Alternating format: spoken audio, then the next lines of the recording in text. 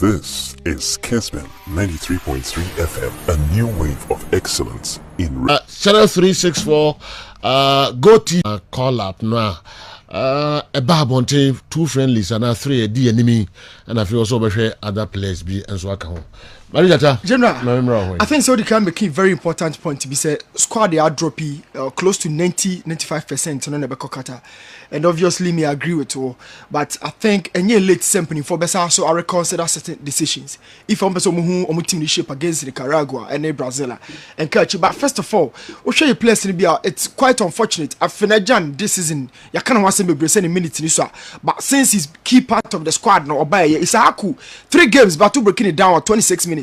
And about this particular season for the club, Sporting Isahaku. Isahaku, 26 Fatau. minutes. Yes, sir. About 26 minutes. Yes, sir. Wow. Yes, sir. It's You say season, yes, this season. Wow. General show. And also sure squad num players be about amount for I draw attention be about so we need to go through someone like Benjamin Tete for Hull City this particular season. We about some 8 goals accredited to us from the left position. But one thing is general share screen so Hull City for Nankasa update here said Benjamin Tete injury bia or treaty and I say honestly so Benjamin Tete at this point no Osha Hull City correspondent Barry Cooper on Nankasa na deba say hamstring problem bika crowd Benjamin Tete general yen said ye penisi you know. And so me I thought say officially it's a club na communicated say injury na say company for a different player opportunity na come also a transition but for Benjamin Tete to be called for this squad no a draw a lot of commentaries and share that M1 squad na say who Thomas Partey has been key part and key member of the squad but also a injury Arsenal foresight officially no more profile and say Thomas Beba but as early as October and Obeba but match no general take place in this particular month I can was in September Elisha Wusu another player also injury but Oka squad no and ocean injury now syndesmotic ligament here and the club no so at the buy say Becca Crown San no so yenyano back almost like 33 days and San with me return August 4th and an injury by syndesmotic ligament here and any injury no ukan was in bebrena and nyabeja so generally move Bapa Idrisu so Rajo Varicano for so at the abase or abductor injury so no profile no so on to me and what but these players are mabo bomudi for no omunyina babija. That said, Obiani one more tia say this guy on your screen want me anya call up ni biaba because socialize also no wa dodon kakra this is Salis Abdul Samit and only go for less clear foot for player no JMJ Abidjan Hona or starting football no and general at this point or bobo part this season only go but ye huni bebre but one particular player bebre no share name the game no a player a friend say Ransford ye boa for Hamburger SV general this guy is very good o share otuado ne scouting no usually Germany for no any opportunity bebre but talk about a forward I mean naturally a left wing bet me I call the right wing in fact right wing or crown are very dominant but one key thing I wish about the game the propensity for him to move I am a player crowd all can answer no come on listen me yes that's for the or G-ball now no actually say no we are some okay to add a friend okay as video no flow no sure general so Ransford a very good player and Babia Isahaku ni far from no so general at this point on a crabo na all moving no with the 35 shirted number and also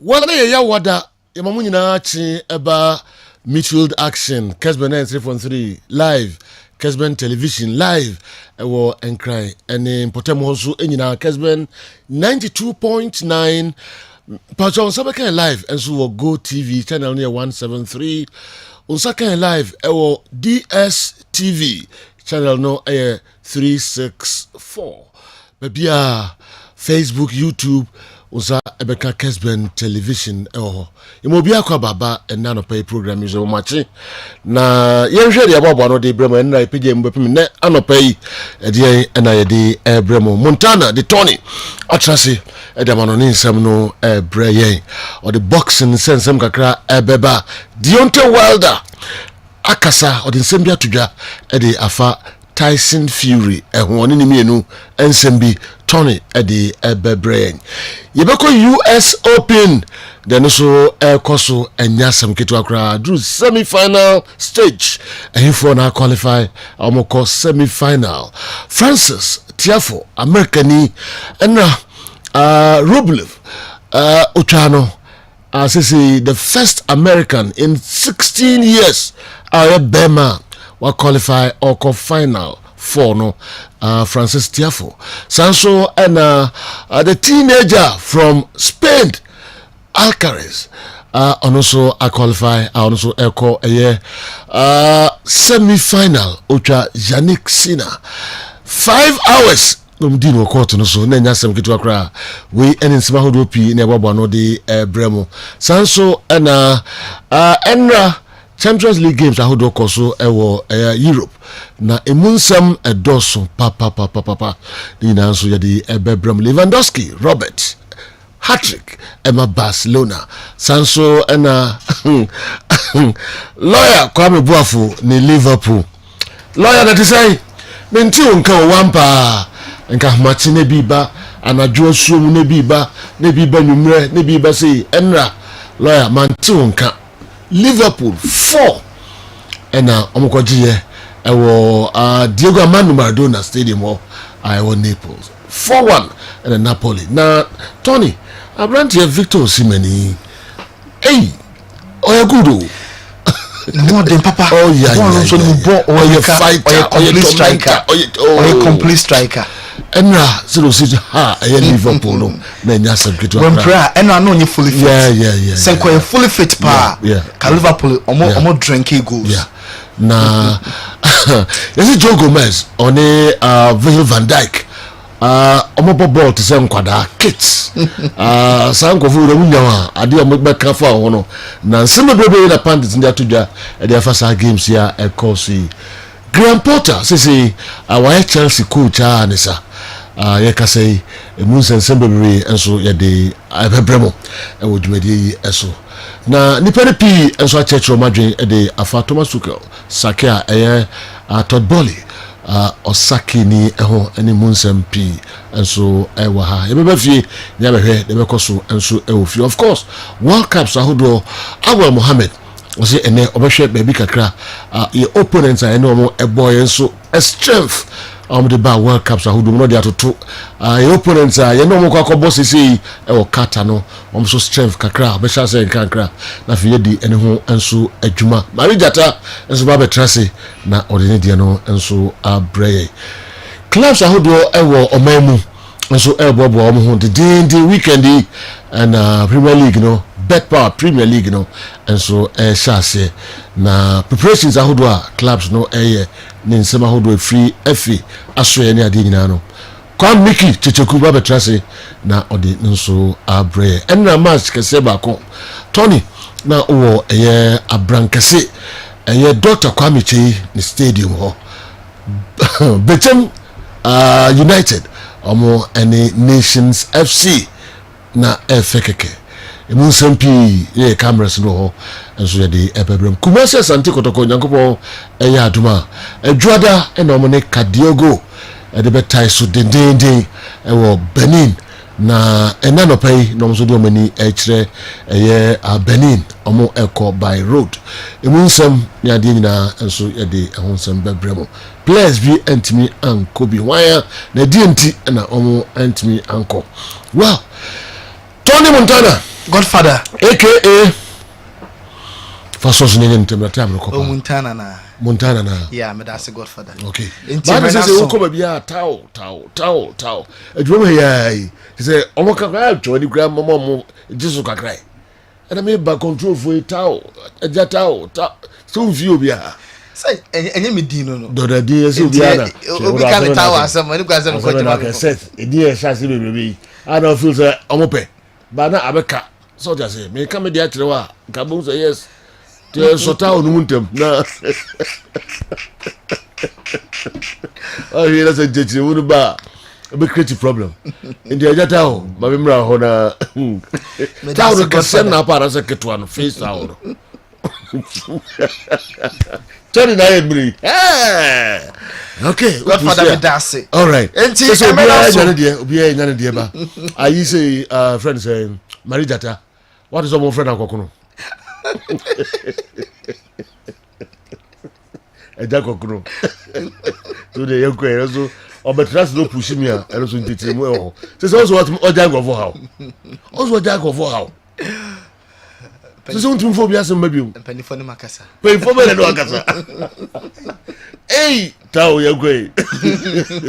Etieme no so ye ma tie fa 4 kwaba 92.9 Kessben akran 3.3 Kessben Kumasi Facebook and YouTube Kessben TV betimi log in or like it or comment na wo share amonia enya chefa wo show no so ye start wa mo no sem free boxing ye ko boxing adonte water on it Tyson Fury before say Fury return no compare makomakom yensa emu bi enu de odinkugo na baako ekwa draw wo so no on foul cross on betimi akon for the 4th time why wollen say Tyson Fury epe no be free retirement abankwa da why not on it donte water obe person ne Tyson Fury besan so akobiem nemom omo last bout omo coin last year October no betimi akan clearly say Tyson Fury or a total cheat ni goals no olodu ye or the never keka home ememu eyedu eno nti eno timi ebo no nyasa de a enko no don't tell what there's no way say and can free betimi abon for the 2nd time you bet one so at the free tennis near call US Open games outdoor etimi eba so said you be abon the Francis tier 4 and not that what team qualify or the semi-final so timi actually world number 9 Andrew Rublev and Hojma 3 straight 7-6 7-0 and then 5-4 Francis tier 4 I'll be the first American and member no firm so what team qualified the last 16 years now will be team and qualify the first ever male American will progress into the quarterfinals of US Open and so I don't know semi-finals and on the quarterfinals in and a semi-final games no so na Carlos Alcaraz so offer Spain 19-year-old and no skills power our tennis court no otimi at the racket no efanachi na or the clear ball and 5 hours into and now match about 2 a.m. and the game no and the Carlos Alcaraz Janek Sena Hetana Acquire 3-6, 6-7, 6-7, 7-6, and then 6-3. And Carlos Alcaraz so etim a progression or call the semi-finals of US Open. Nunsumu Yantoso or soccer and Chelsea. Epamo Thomas Tuchel na pande to be a statia. Omo Edoma Drinche. Eba Ro Ferdinand or Man United. Omo great and some legend Eddie Ertugan say a it came as a shock. Eba se putu prima dia wan susuda said Chelsea Ebesaki Thomas Tuchel and Wapa Yentin Sama or no Eddie Tuja. But hearing the news this morning, I mean, I'm at total shock. I feel for Thomas Tuchel. I think that what he's achieved in the short space of time he was there, I think deserves some grace. He navigated the club through a very difficult period in terms of the takeover, and then they've broken records in terms of transfer spend in this window, and then to have 6 games and then to be deemed not good enough and not right for the club, I am absolutely baffled. Why I Ro Ferdinand also I dwene ho a asese I baffled just say a shocking impo Chelsea o ne ma Thomas Tuchel ebeye na oje Champions League FIFA Club World Cup oje na okwa finals of FA Cup na league no oya de just after 6 games and 1 Champions League. This is defeating Chelsea apamono or say eno ade wante asem de kwa Michael Owen or former Man United Liverpool Madrid o player also on Tiasia Dental Chelsea also Musaki Thomas Tuchel and Sun News no so no so Michael Owen we and in somebody too.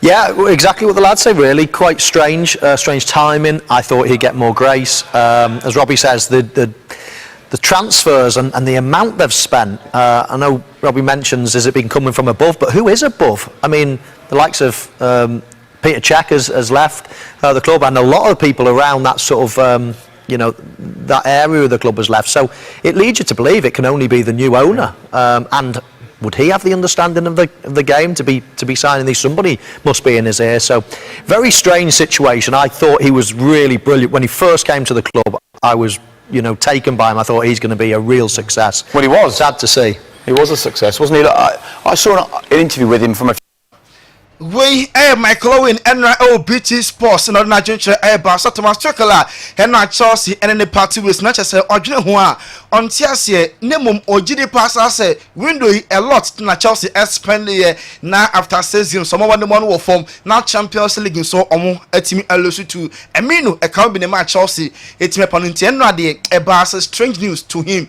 Robbie Fowler a former Liverpool muso a player Fowler the kakra so say OS transfer no any sika Chelsea spend here na omunya to boase Enfama Thomas Tuchel. Robbie Fowler the Cassini. Yeah, yes and no. I think the owners, they've got every right to do whatever they want. They're the ones who spending all the money, so they can choose whoever they want. I think what you know, I'm baffled by the fact is that there's been so many signings coming in. So it begs the question: who's making the decisions? You know, as Tuchel been making decisions, he been allowed, to bring the players in himself, or does someone above him bring them in? So, I mean, for them to sack him on basically the end of the window, I think it's just poor management. For Chelsea to sack Thomas Tuchel at the end of the window, not just a poor management way, and then some Robbie Fowler, former Liverpool player, editor Enra, BT Sports, and then Chelsea be announced as Graham Potter, or no a Brighton coach, or no, now be a new coach, Eddie Amateurs, or no the backroom staff, no, or Munina, and the Eba. Even this weekend, also coach in and some trophy shamu and Edema Brighton head of Bournemouth game, no, and I'm so all about Chelsea in Star press conference, no much about Chelsea, nothing the plans in the 24, and then we contracting them that to him. I can't find margins anywhere from now. So see announcement to me about Sir Graham Potter. Or no a manager Emma Brighton ebe Chelsea omo enso a manager Henry UEFA Champions League games etimi echo so FC Barca wa camp now omo SL 5-1 against Victoria Pleasant. Robert Lewandowski wey any the game edikan ya na obo edi ama Barca in the Champions League na on his debut for Barca in the Champions League on kwasa o share goals makomiensa one player on the 3 hat-trick and Lewandowski eshe. After the game, Lewandowski is in the Niger pass on his debut. Now, when you hat-trick Eddie Amabasa in the Champions League. Robert Yintino. I feel amazing. I'm really proud, not only of myself but of the team, because we played very well today. We know that we have to win and score so many goals as possible, and we had this game under control. And with all of the pitch, we know that we have to push forward, we have to play well, and try. Robert Lewandowski, the hat-tricker, or no, and Enra, or still the headlines, no, share 3 Barca, share 5-1, and Obia, able in the all-time top scorers chart, no, or best son Benzema, one goes no quality, so air quote name, and no Liverpool, so could dear me, ever Stadio, Diego Armando Maradona, ever Napoli, Liverpool, so 4-1, and no Victor Osimhen, SA penalty, yes, I goes, no, Hanka, Dosopanti, Petro Zielinski, or share 2 goals, and Giza. Eddie Bako, and so Eddie Sosman Simeone, and so Eddie 4th goal, Eddie Tum Tisama in Yeshu, our Kessben, Yankasa Funi. So after the game, Commissioner Club said, said they Chelsea, let's take it to Thomas no, also take account. Now, oh, yeah, sure, so better, and also no can will be at the Liverpool honest, no, or more anti set toward Bolia, and then no Saki coach, our Chelsea, Liverpool honest, day, or Madrid, a different currency club on side issue. So now we have to, it's a little bit. Not really, but who knows? The difference we have is our obviously there are different kind of owners. Our owners are rather calm and expect from me to sort the situation and not thinking that somebody else should sort it. If that's how they always saw it, and on the day when they change their thoughts, then they might tell me. And the club, I don't know, still Liverpool honest, no, or me a very calm. Or me to was no one said, and your man but coaching with time, or best of all, near my better things around. Want to say Chelsea, or managers now, 1-2, Ulusu match, not just say, Omo Sakuwe, and in summer Thomas Tuchel. Afterwards, in the sack and a club of Skakra, and also Eddie Ebertuja. And now, so Andrew, Frank, example, and Grisa was one of the goals at the Emma Napoli after the game. So, also, say, now a great game, a difficult game there. Almost share 4. Next, not add him pass, almost so every team, every into way, and a first Champions League game, a boy at the Emma Napoli, what was so at the Enya Gola, or extremely happy way, and in summer Napoli player, so Eddie Etuja, Luciano Spalletti, Napoli coach, also me so happy because Enra now only the best on the Federal Commission Mompo. Now Alex Merritt goalkeeper now or consider only one our Napoli game of course no and I say na a very satisfying say no much Liverpool some by 4-1 Yemrem our Marseille and then Tottenham match team of course so and now Tottenham any Marseille match no enter kwapa Olympic Marseille fans no and then Tottenham our stadium hall na enye isukra said ye show oh Kessben yankasa for this one enti Olympic Marseille our team no maba England omo air course commotion tokwa and the team course one Apposi for Echimakuma Kunipan num ewa enantokwa Spurs any Marseille fans no edi ebomu na enra Richarlison Jan Jordan kwakwe emotional dema Richarlison okoshe goal or share ye in the first game of ball at the Spurs in the Champions League 2 goals and or share enra on also ekwa the family ho Emma Richarlison said ye show the family no and akọ hage ma enra bibia ekoso kama Mikel Arteta say Bella no kana ntum referee asa kofula ma mema nkasa politics nti and olusi number 1 spot goalkeeper no nya de okwa onka no entum Donny van de Beek Man United coach Erik ten Hag oh yenye time coach no wo boy djuma brutal niam abefa ntie yenye ntoboase obi anya ntoboase former coach na Man United ebe form ntoma pa enso efra Benzema ebe miss game against Mallorca Madrid ti anye ya against RB Leipzig and Atletico Madrid games ni nyina no ebe miss 10 days and a player no out because of injury na Madrid amo player Elder Militao so against Mallorca ono so entimi NC sakane because of injury awadu na ye nyina we so na na manonsem no ye fancy. Okay, Tony, you better see no pay. Na AKA Tao, yes sir. Toro. Odin no aba eye. This is uncle bia once in view.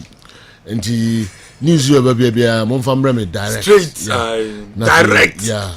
Tony there or say ontimi nka bio because morally no enye because I'm saying morally enye mano enye ma no because say the son no dosun no kan go for there o jai na ko kan obi there the moral grounds no enye only right so to yes anti no o de besia na itire anojo kakra.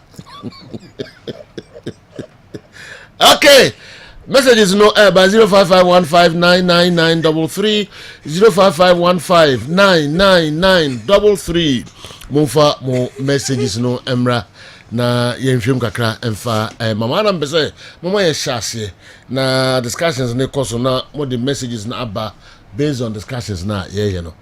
All right, Kwame Miki Checheku. Yes, general. So atrase de de baba ka ho tenten. Say if you say if you make plan me din dosun. Mama me din bebre. Checheku na eko. Na Checheku na eko o frame. Hyase sapo.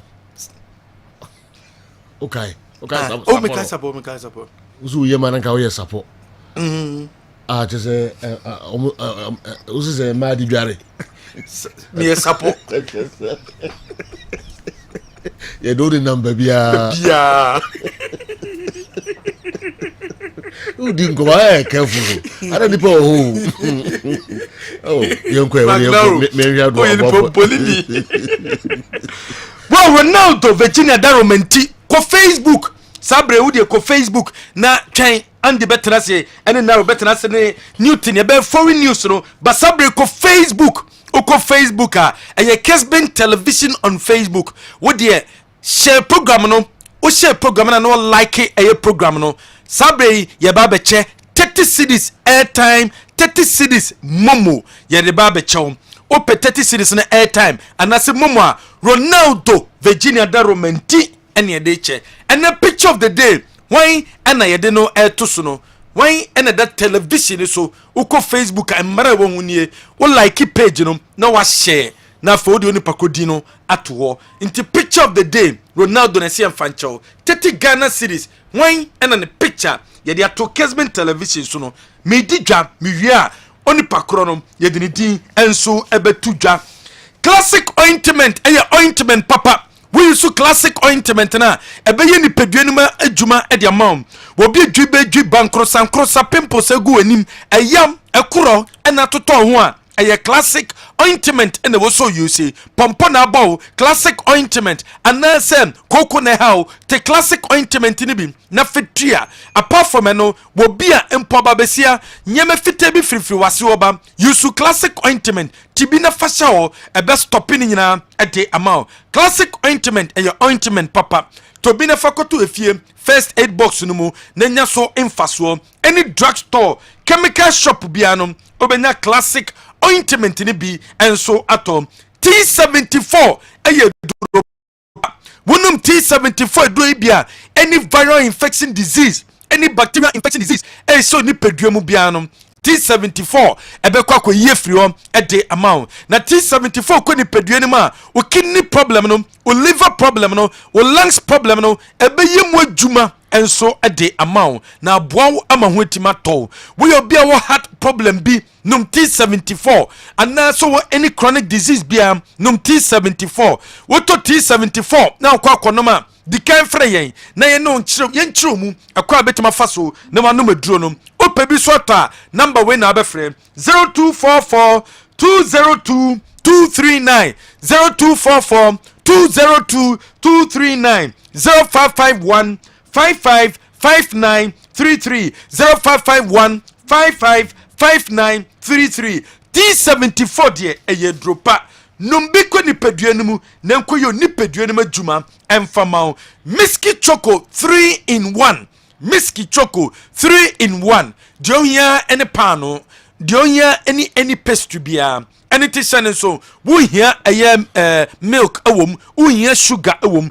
because 3 in 1 ye dia frawie ene de emao eno te wo so nom miski choco anopa bia enum ene betimi aboa wiye papa ene be ma breakfast no etima konkan ede ama Sat Herbal Center women the Satman capsules aba and the meso capsules enso abejaso meso capsules ayemo ba ayo bedro waba yusu meso capsules na wasi wona ekeka no emesutwa waba besia mensesere mba ye eboa ma ne beye de ma waba besia mensese ba with pain ema pain ni sutwa ayana nyema yellow recipe free wase oba anase nyema fite bi free oba yusu meso capsules ebetwa so e de amount wo ye sex a wonte de ayaw na wote bomadi yusu meso capsules ne bi ebema problem ni so twa e de amount ye de Satman capsules aba bemedro bema opeso bo adwuma ya aye Satman capsules and the so you see we use Satman capsules ne bia eboa ma low sperm count ni sutwa eboa ma bema no etimi gina so ye etimi boa o ema ne obehie ma nigye ba eboa ma wo no wonsa etimi kebi we ye ndu Sat Herbal Center and omde abedwa so any drug store any chemical shop bia obenye bi ato ebiti se Freddy Mens Misty Herbal Apidank Kolenak Atobra Herbal ewo eye high school Johnson obenye biato your number is 0593 376 566 ubetima free one number we so OPK charges no eye charger papa use OPK charger ni bi na fa charge your phone OPK charger no need the only charger within few minutes now o phone aboma say be at the amount use OPK charger ni bi fama Android phone use OPK charger ni bi fama type C phone use OPK charger ni bi fama iPhone no intentem ebe charge at the amount OPK charger no we use ebe boa we ye papa enunti o phones no use OPK charger aye multi charger esanso aye multi socket at the mount enunti and also use OPK charger ni bi na boa amwetima charge phone no eye any accessory shop bia obenya bi enso ato OPK de obi agiatum enunti osukoto bi na use 0242 497 133 0242 497 133 Charistic Ventures wame de Zahara Man capsules abedjaso wonum Zahara Man capsules akoni peduanum koyo ni peduanum adwuma eye immune system booster ebe actors vitality e de amount ebuaw no na saso ni peduanum adwuma bra woni oba behyiemu mennom ne saw ni oba kwakoda ebe feliu nom na enyi ni peduanum adwuma ebredu so ni oba kohyiemu a enigiem ebeba ede amount Zahara Man capsules de no ye de Zahara mixture ene ni G capsules enso abedwaso wonum bia ekoye ni peduanum adwuma wo bia discharge some your babu ye bema anase kro na toto bema no rashes ena toto bema no ulcer ena toto bema no wo gonorrhea wo syphilis Charistic Ventures woman dre phenom eye Zahara mixture ene ni G capsules no eno na be solve that problem no a day amount apple cider vinegar no eye mani pedua nipadua de oso tumi bo nipadua no ban wabu o dua ni die otumi didi saa da bi oso tumi regulate we dua ni die so betumi regulate we dua ni die a akwa betuma fa so na wa regulate so benya apple cider vinegar ni bi no wanom ebe regulate we dua ni die e de amount ebe improve digestion udidi wie obu odidi wie eche ansere duane no adigest ya menete menya duane no so mfa so we use apple cider vinegar ni bia eboa digestion take place in tentem obi on skin no eni na ho wo skin no aye bibia ho a wrinkle rashes nyama bia na to skin so bomade use apple cider vinegar ni bi nom na kwani peduane mu ebe your skin mu adwuma e dia ma obi on immune system na mo dinim e wo so timenya immune system booster na boost immune system no na oni obihiem anase yare bi baba boa entimi ambo de hian so benya apple cider vinegar ni bi na timi aboa la pass aye new market ubenya biato no aso be free number we so 0202 502153 0202 502153 wo free number we so a yabejo so ni aboa mansam enso etimi akebi na wetima kwako yusu chalk white A4 sheet no A4 sheet papa yusu chalk white A4 sheet ribi na yusu chalk white A4 sheet ribi am enema printing so easy de ma o project work no obe print chalk white A4 sheet anase photocopy na wo ye no chalk white A4 sheet and what you say anase obiam wo print ade bi yusu chalk white A4 sheet any stationery shop bia obenya bia tom chalk white A4 sheet no ope ba kwa na mienu ato ope dudu etu akoton a shop no ewo eye kejetia ye sanso ba ko ewo Dr. Mensa ye number 0244 319 420 0244 319 420 obetima freyen one number we so Odubek Farms ko Odubek Farms na ko Odubek Farms yen ane ebeboa ama nkukɔ no wo manyini ye yen na betima bo ama nkukɔ no wo matimi ato ede ama wo metu nkosua kese nkosua obenya so mfaso de yen se aduane ade be mom no wo de beba ne test aduane ne de ama ne akyerɛ se aduane wei eyema nkukɔ ne so metu nkosua aduane wei eyema nkukɔ so betima tete omo no manyini no watima ton omo no madore sade no nya so mfaso wo be se test aduane ne ma wa ba bia wo bia no e poultry farmer baby wo bia no farmer cabre yen ye be kwa koje ne test e de ama ye number 0541 456 839 0541 456 839 anase bromuno na wotwa no obese buo na buro no etimi dwan a ye betime tusa na mo no ede ama Yom Vita ede Yom Vita amodi wom Yom Vita ekuta 16 essential vitamins and minerals including zinc, iron and calcium ekoba ni mu a ebo maba no otimi nyini ye flavors no eye maize wheat and then rice will just so and you 50 grams you 400 grams and 350 grams and so on and into water now what's shining soon Ronaldo Virginia that romantic and the picture of the day no a day a buyer uko Facebook or share no one like page no now the only pakrodin at the tour and no stab life una winnie na answer no e Tarek Lamte stop life una winnie na answer ne Tarek Lamte o number no ye twen Tarek Lamte de ni we Tarek Lamte okay Tarek winnie stop life on find number nem by okay ntena yesi sune no so famra ne so mo de ba ye ka winner na number na to Facebook internet ne to din tete Ghana obi enu waje no waje airtime o munyina agi sika okay ntene na Kudus Muhammad okay and Kudus there the ban Fred Ej Kudus mfoni ni ne nkola brem wow ti Kudus ni okay se Kudus there wa be ni wow anti Fred Ej and now winning here Fred for number send your Facebook baby a odi choto ye no na yemfa wo tete Ghana series airtime o momo emfa Mr. Kwabena Jemfi okay entina eno so eno no chechekudi ndie no aba awie ya kase ehwe foreign stories no emu kakra o hwe Kessben television yasi afana nyina DSTV channel no 364 Go TV channel no 173 Lawyer Kwame Boafo good morning baby awubia ne anopa binim say okay ozinra or the message by but man can I thought you had forgotten about me when you failed to read my message yesterday, when Chelsea lost on Tuesday, yes, we had a bad evening yesterday, but won't sack our coach. No problem. We are Liverpool. We always come back. Okay. You can ask Barcelona. Ntina enenso no. Lawyer Kwame Buafo. Me sending the message. I left this phone home yesterday, and I said I can understand you. I can understand you were confused because Chelsea lost. We are in Liverpool. We in Liverpool are okay. Because we are resilient and we always come back. No fears. We always lose at Naples, but we always qualify and go ahead of them. All right. Lawyer Kwame Buafo and so Ediode Abba. But what?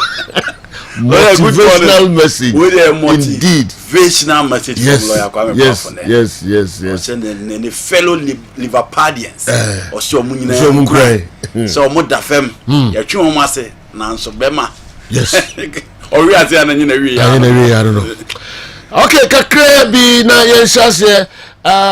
Liverpool FC's performance yesterday was just awful. Hope we come back stronger in the EPL against Wolves this weekend. I think Chelsea has been too quick to sack Tuchel. Curtis Udwe Afriko Foridua in the Eastern region. And a day Abre and Cecilia later. Maybe other messages no and so. And this yeah. You don't know Boko. You didn't go and so asipa. You matches no more. And Kawaso Shasi free issues kakra beba no ana. Graham Potter I say oya Chelsea coach ani. Yes. Enwa. Omone ne kasa initially. Omone Brighton for kasa so omu hia papa no. Jino ono nso almost man permission so on call London. No ne Chelsea nko kasa. Nti ewia na time ayi show na chese onam kwa so a okolende no ne Chelsea bobuko ni mpanimfo akọ nkomo ebisi na omun conclude here but a news from Stamford Bridge and pay eba ne say eno at the point Todd Bowling so far from Frere Ruben Amorim Meka Ruben Amorim they are no any coach for Sporting Lisbon. Todd Bowling is a fan when you do odi in Portugal ne modebo no so opening any. But ABC and Opaya, you know, you rested you. Yeah, news from Stamford Bridge. Sky Sports reporter or say, let us not be distracted by Corona Kokupi more Portugal. Graham Potter and Stella Jubano. Likely, sempering for bear point in the say. Oh, wait me, I take over. Me did not have any opinion about Graham Potter. Yeah. But your friend, Potter the plotter. Yes. And he's the man for the beautiful game. Yeah. Sana England for no. The Southgate crowd everywhere. English FA. Man say o ka say yam in a very place. Yeah. But you know, let's me boom. But 11 managers. What being out there? Yes. No can you find out. Man mouth no be gone. Yes. But in the last 32 years, coach is on the Premier League in England ni a statement of fact. Premier League era no, we have 11 managers who have won the Premier League. There was no English manager. England ni enim. And that is the news for you. But I agree, Chelsea want to keep the system and maintain the stance of the team in terms of the purchases on my year. Because Graham Potter also bought the 3-back system. Ultimately bought 4 times, but this season was sticking with the 3-back. Now, so checking the progress. Now, so you know, at time one with the best church and the Manasa Champions League near us. Oh, that's what you made in Saka. Yes, Kakrebi. Oh, you know what can say is a plotter and the man for the beautiful game. England for natural. So the meaning so much coaches now Monsa Akadumaya, how many saw Garisagi Tajuma Akakoye. But the reality is that within the ranks, Makase 2 English managers na sene oko Jumadi Omudi o Premier League mu omo de boso ani. You talk about Eddie Howe and then you talk about Graham Potter. And again, upon all these spending spree from the top teams, check the top 6 clubs in the EPL now. oka ho come mo pan Chris Hilton openina oye technical director de ma Blaster no ono no mo fa no so o me adwuma no from Swansea oba ye no ni ma nkoyi olusu 7 games on a row and on tenase wanye panic on the place na tenase or dressing room no busa omo se e kwampe na ombe fa so a omo betimi apaja Brighton mo boku na man ye betimi akoye di ama omo players no bi asase to adwene e kire niema omo de begu akwema niema bekuyi e di ama timi friend Brighton season ni ba wie no onya points a Brighton enya bida now the following season we have several signings Tarek Lamptey, Adam Webster, Okafor Leandro Trossard edene buy last season in the EPL after all this spending spree Graham Potter at the Brighton at the 9th me kai pasa obekai say time na ubusa me best coach of the season no na me the best coach of the season based on the amount of money teams now have spending na me the toto Brighton na wapaja Brighton boboku no nene se wo ka the top 6 na so offer table ni sesi ya Brighton boboku ne ka ho after the spending of Man United, Chelsea, Liverpool, Manchester City, Tottenham Hotspur and Arsenal still Brighton eda so ka ho compare their players Adam Webster, Lewis Dunk, Leandro Trossard, Pascal Gross, McAllister, Danny Welbeck. Obian me said Danny Welbeck, you know, some no crowd they but look at how I want to reinvent him within the squad. Into Openino, you know, what Pedro team now, my team nene. The only top 6 are Brighton and Chelsea in Kwa. How much Manchester United say? I can't United ante. So the fact of the matter is that in as much as the English managers in the good history in the Premier League, some Champions League boy, but you know he has been in steady progress. Opening no kwa na ekọ de nim e wonu dwumadiem. Nti eno na amene Chelsea ehwe omo 3 back. Any central defenders no makoso abego ni na ne ne ma enkoye no mo probi after Thomas Tuchel. Obeti ma improve the setup on the omo a. They think it is Graham Potter. Me amen call for him. But na dwuma kakra waje in the Premier League no. You know, wachire say ne model boss so. This what say omo call for no e man nyanwa. England for no the omo the brofo akese nyina be describe no as usual. Yes. As usual. Potter the plotter. Yes, omo the brofo akese nyina. But omo ankro for the adwuma ne she omo nsa you know. Steven Gerrard weso e wo Aston Villa enkoye. Frank Lampard de wia. But let's see if things will work out for Graham Potter at Chelsea. The level of politics, the egos, the top quality players, so be manage Omono, it is not the same as Brighton. But let's see so the Juma General obey me. But as it stands now, the Juma wire to no more linked with Chelsea in the day. The Juma is so and it's one of the standout coaches in the EPL. Krobia Santi, Honorable Krobia Santi, chairman, Chelsea Supporters Union, Ghana. Almost at the release, Kitikiti bi Ababonti. Oko Europa, Pandita, Kesiano, almost all of them. Am I shocked? Sir Todd Bowley, Ebesaki, Thomas Tuchel. You can old stars and superstars and Obiase. And you're right, wrong sacking, blah blah blah blah. Your statement, many Chelsea fans like myself may not be happy. Mr. Thomas Tuchel has been sacked at a time no one else expected. Looking at his performance last 2 seasons, most of our supporters and fan base strongly believe the club's new management, led by Mr. Todd Bowley, should have given TT more time to prove himself instead of this harsh decision. We know and admit we are in transition, looking at what the British government took us through, which affected the club in its entirety. Yet we're doing our best till Todd Bowley and his team came in. And on behalf of our Chelsea Supporters Union, Ghana, I plead with our numerous supporters worldwide, especially those in Ghana, to bear the new management and keep their hopes alive for our darling club to bounce back stronger and united than before. We are Blues. Krobia Santi, Honorable Chairman. Anyway, our brain. Okay. You know, come matches no more now. No matches. The Mateka is I lot. Ferdinand is saying, Munya coach, Papa, be as a view. Just interesting. No more Casapa. I be more so. I am so down for Martin. Someone say a lunacy. And yeah. Also, one man is carrying a couple players in just a week. No, a lunacy. Yeah. Obi can be third volley. Sabi about themselves. Yes. So, you know, if you look at it from that perspective, maybe a fan of Thomas Tuchel after watching the Zab.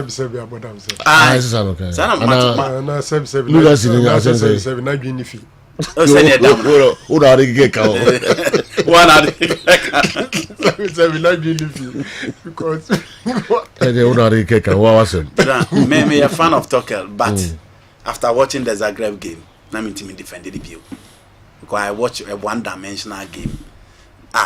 I think that I'm on home and this is on home and Makanwa say want to me I'm out of Mumpamno and the normal Pamna. Macasa Chelsea only live by their standard, and that is it.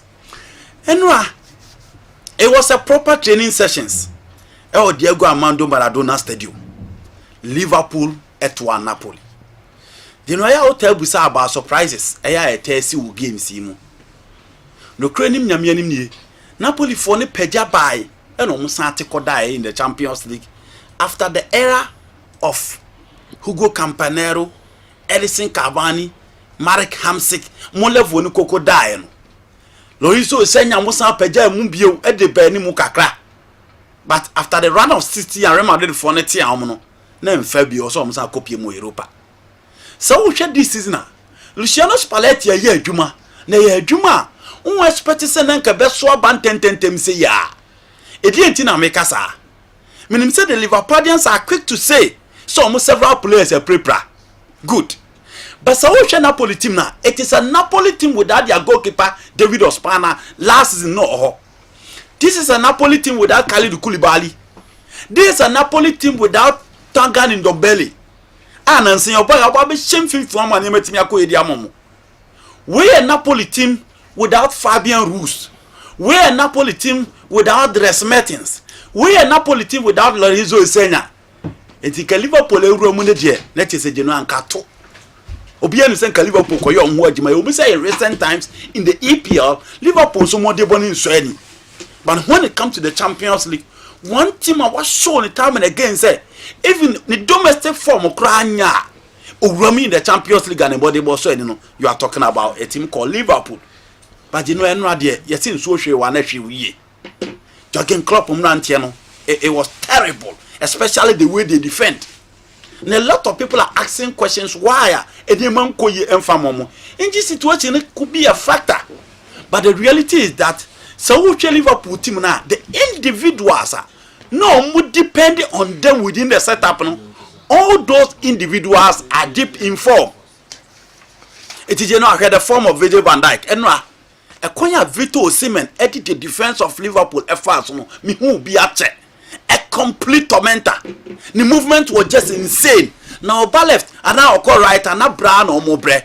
And the moment Abu Joe Gomez, David Van Dijk, so Mo bars two center backs no, then you know now we expected the goal spree because Aston Villa against Liverpool 7 in the Premier League na say enko ye omumienu and then clearly who say enyema ankoyi amfa momo teams no to aside find a way omo who say recently because Liverpool difference look shaking no omo ntimi cover the back line of Abrante and Trent Alexander-Arnold and Andy Robertson nti so omo ko omo animo na teams ni nya ball quickly no mo twa ball that e dey ato omo achi and omo the ball no to omo achi you have only Fabinho who has the quality to cover the lines.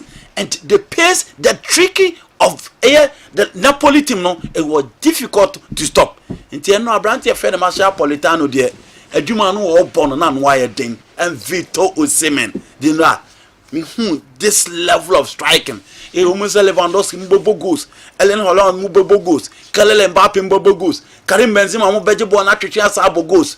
But a striker who press, who hold, who move, who links up like the Vito Osimhen, clearly one from the recent strikers. Or you'll be a mad defenders a hell of a time.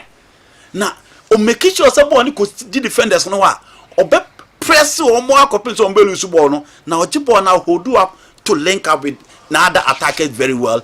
And in midfield, it was Andre Zambo Aguiza, the Cameroonian holding midfielder. And then on neutralizing the midfield of James Milner, Harvey Elliott, and then Fabinho. The question now because we say, a dear pan is so exceptional about James Milner.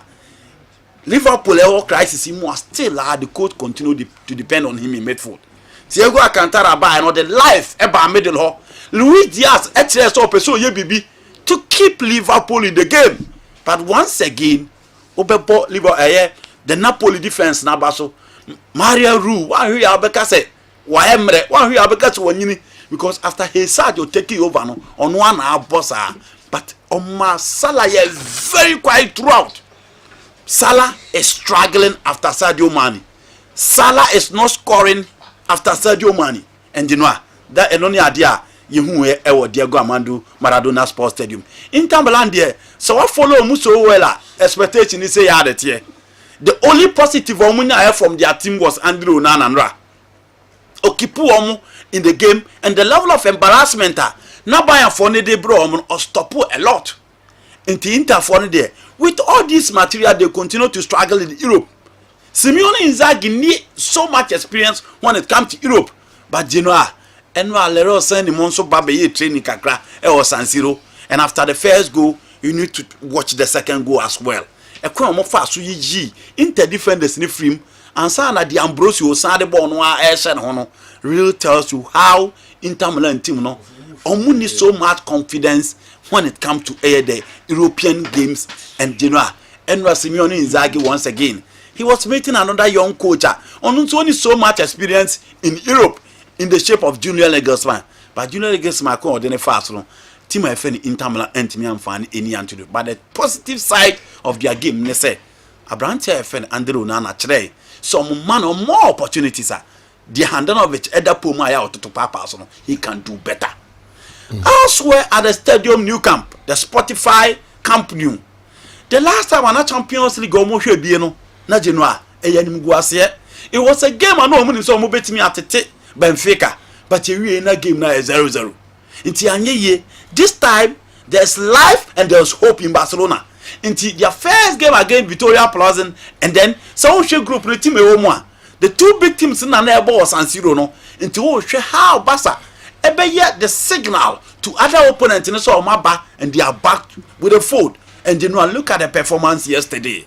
Robert Lewandowski hat-trick. Dembele was on march throughout the game. And you know, baby or J ball trini pa mako 5 no. Now it tells you the true talent of Ousmane Dembele. He only need to be fit and he only need to be consistent. So 5-star performance here or dear man, you expect so better also sir. And then once after the game, Javi Carr say, so find a one-on-one situation, sir. You can compare him to Neymar da Silva Santos Jr.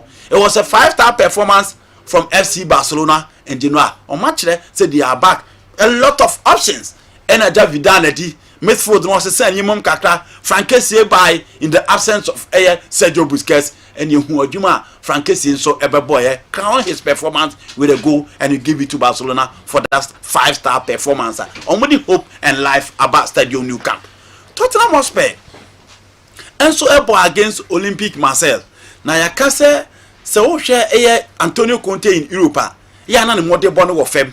Intini ye share Tottenham ekon obefaso. Clearly. So here the first 45 minutes Obon se na Tottenham bre Marseille coming from a home of talent.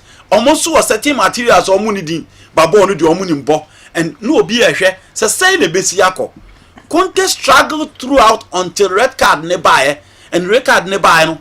It was a derby for Richarlison de Andrade.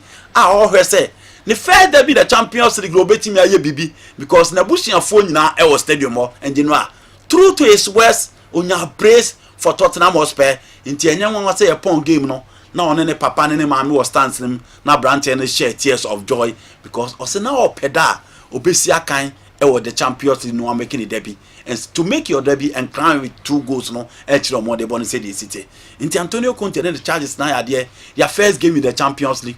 You know my idea, and I think they need to be commended. Okay. And one over here, league matches in the course, no. Europa and crowd is Arsenal and Man U Europa there. And they say the media. And they a big game. Thursday be a day. Man, you are not Thursday football. I rich. In for Manchester United. Oh, we are not catching. Oh, you know how many. I mean, what is there for? No, because I was here for so. What? Huh? We are parading players. Omaji Champions League. Maku do nipa mi enupe. Okay. Casemiro, Cristiano Ronaldo will be in action and almost start. Until Thursday be a day. First, not Thursday football. Try and think kakra. But say what you say United about Europa League, and so who say Europa League na be special. Okay. And will be no bit ma to uniform. No question me say ma menchia lawyer Kwamboafo. Or the message about Na menchia na nasi motivational message we about. Wahye ne naso function. And then was so fatade no afache. Our lawyer for the ndie gu. So fatade ase. Ebi yempa ba. Oh sir. Yes. I do have some. Okay.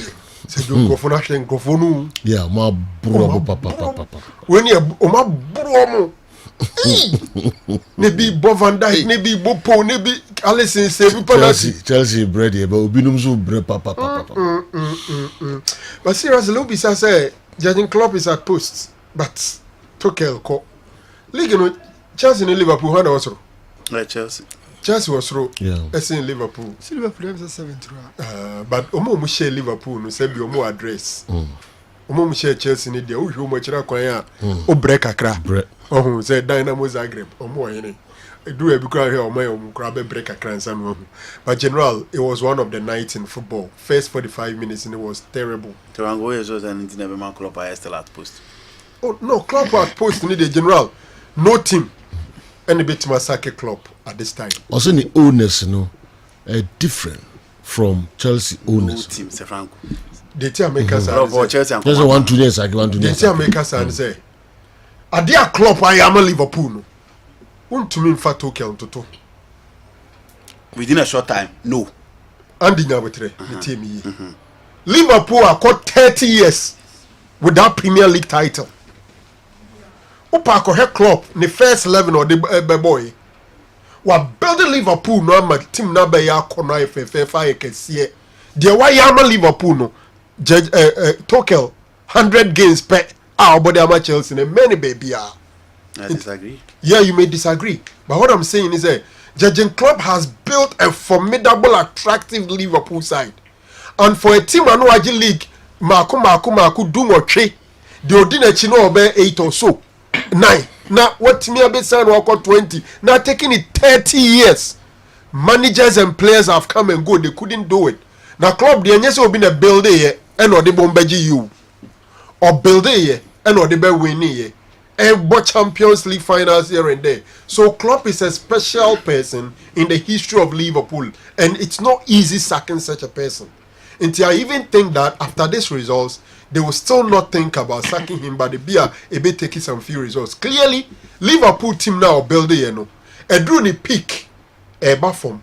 We a Liverpool fan at Shannon so.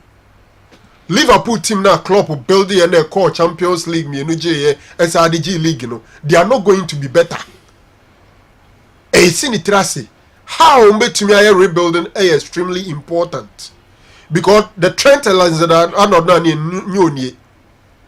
Who fed him now? Virgil van Dijk. Basically, everybody is not playing at the top. Most Salah from Obia from the team no a pick here we in the sinitrasi. No man, you're careful. And conform no what said there. Omunim said no more pick no. And the man who in some day so Liverpool is in for trouble this season. Both the Premier League, they can normally when they are not playing well in the Premier League or in the domestic competition, some way somehow they find a way to play well in Europe. But Europe dia not just as some. All right. I want some crack away and hold here. Thomas Tuchel within that short time and Jurgen Klopp. When he was on in the yard, Klopp the first season he played in the Europa Cup final and lost to Sevilla. Okay. It taken 4 years until Obabeji Premier League. Okay. A coach has taken a team in half a season. Players in Obia Bamabu within the Chelsea setup. And he has won the Champions League by beating Real Madrid, beating Manchester City in the final. Ade I take a club for close to 5 years before Obejino. You know, it doesn't make him better than Tuchel Edwin Babe or Chelsea. No. 4 seasons on your way, no more say man is our team is improving. Our team is improving. Will Chelsea have time for a coach to spend 4 years without a trophy and still clap for him that the team is improving? No. Chelsea will never do that. That is why I say Chelsea live by their standard. Ona also ya Philippa watch the World Cup. Obano munya result they will sack you. It's club Edubana wire for Liverpool. Wire there, but you know 2015 be seen there 7 years. He has one league in 7 years. Chelsea be must coach that chance. 1 league. All club are same aye canning in ane. Or 1 league in 7 years. 1 EPL title in 7 years.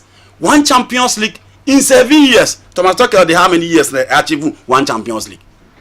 You know how many years? But General, sir, we should you should the state before Liverpool, before the arrival of Klopp, and the state of Chelsea before the arrival of Tuchel. That's it. Okay. 30 years without Liverpool. Mani. Me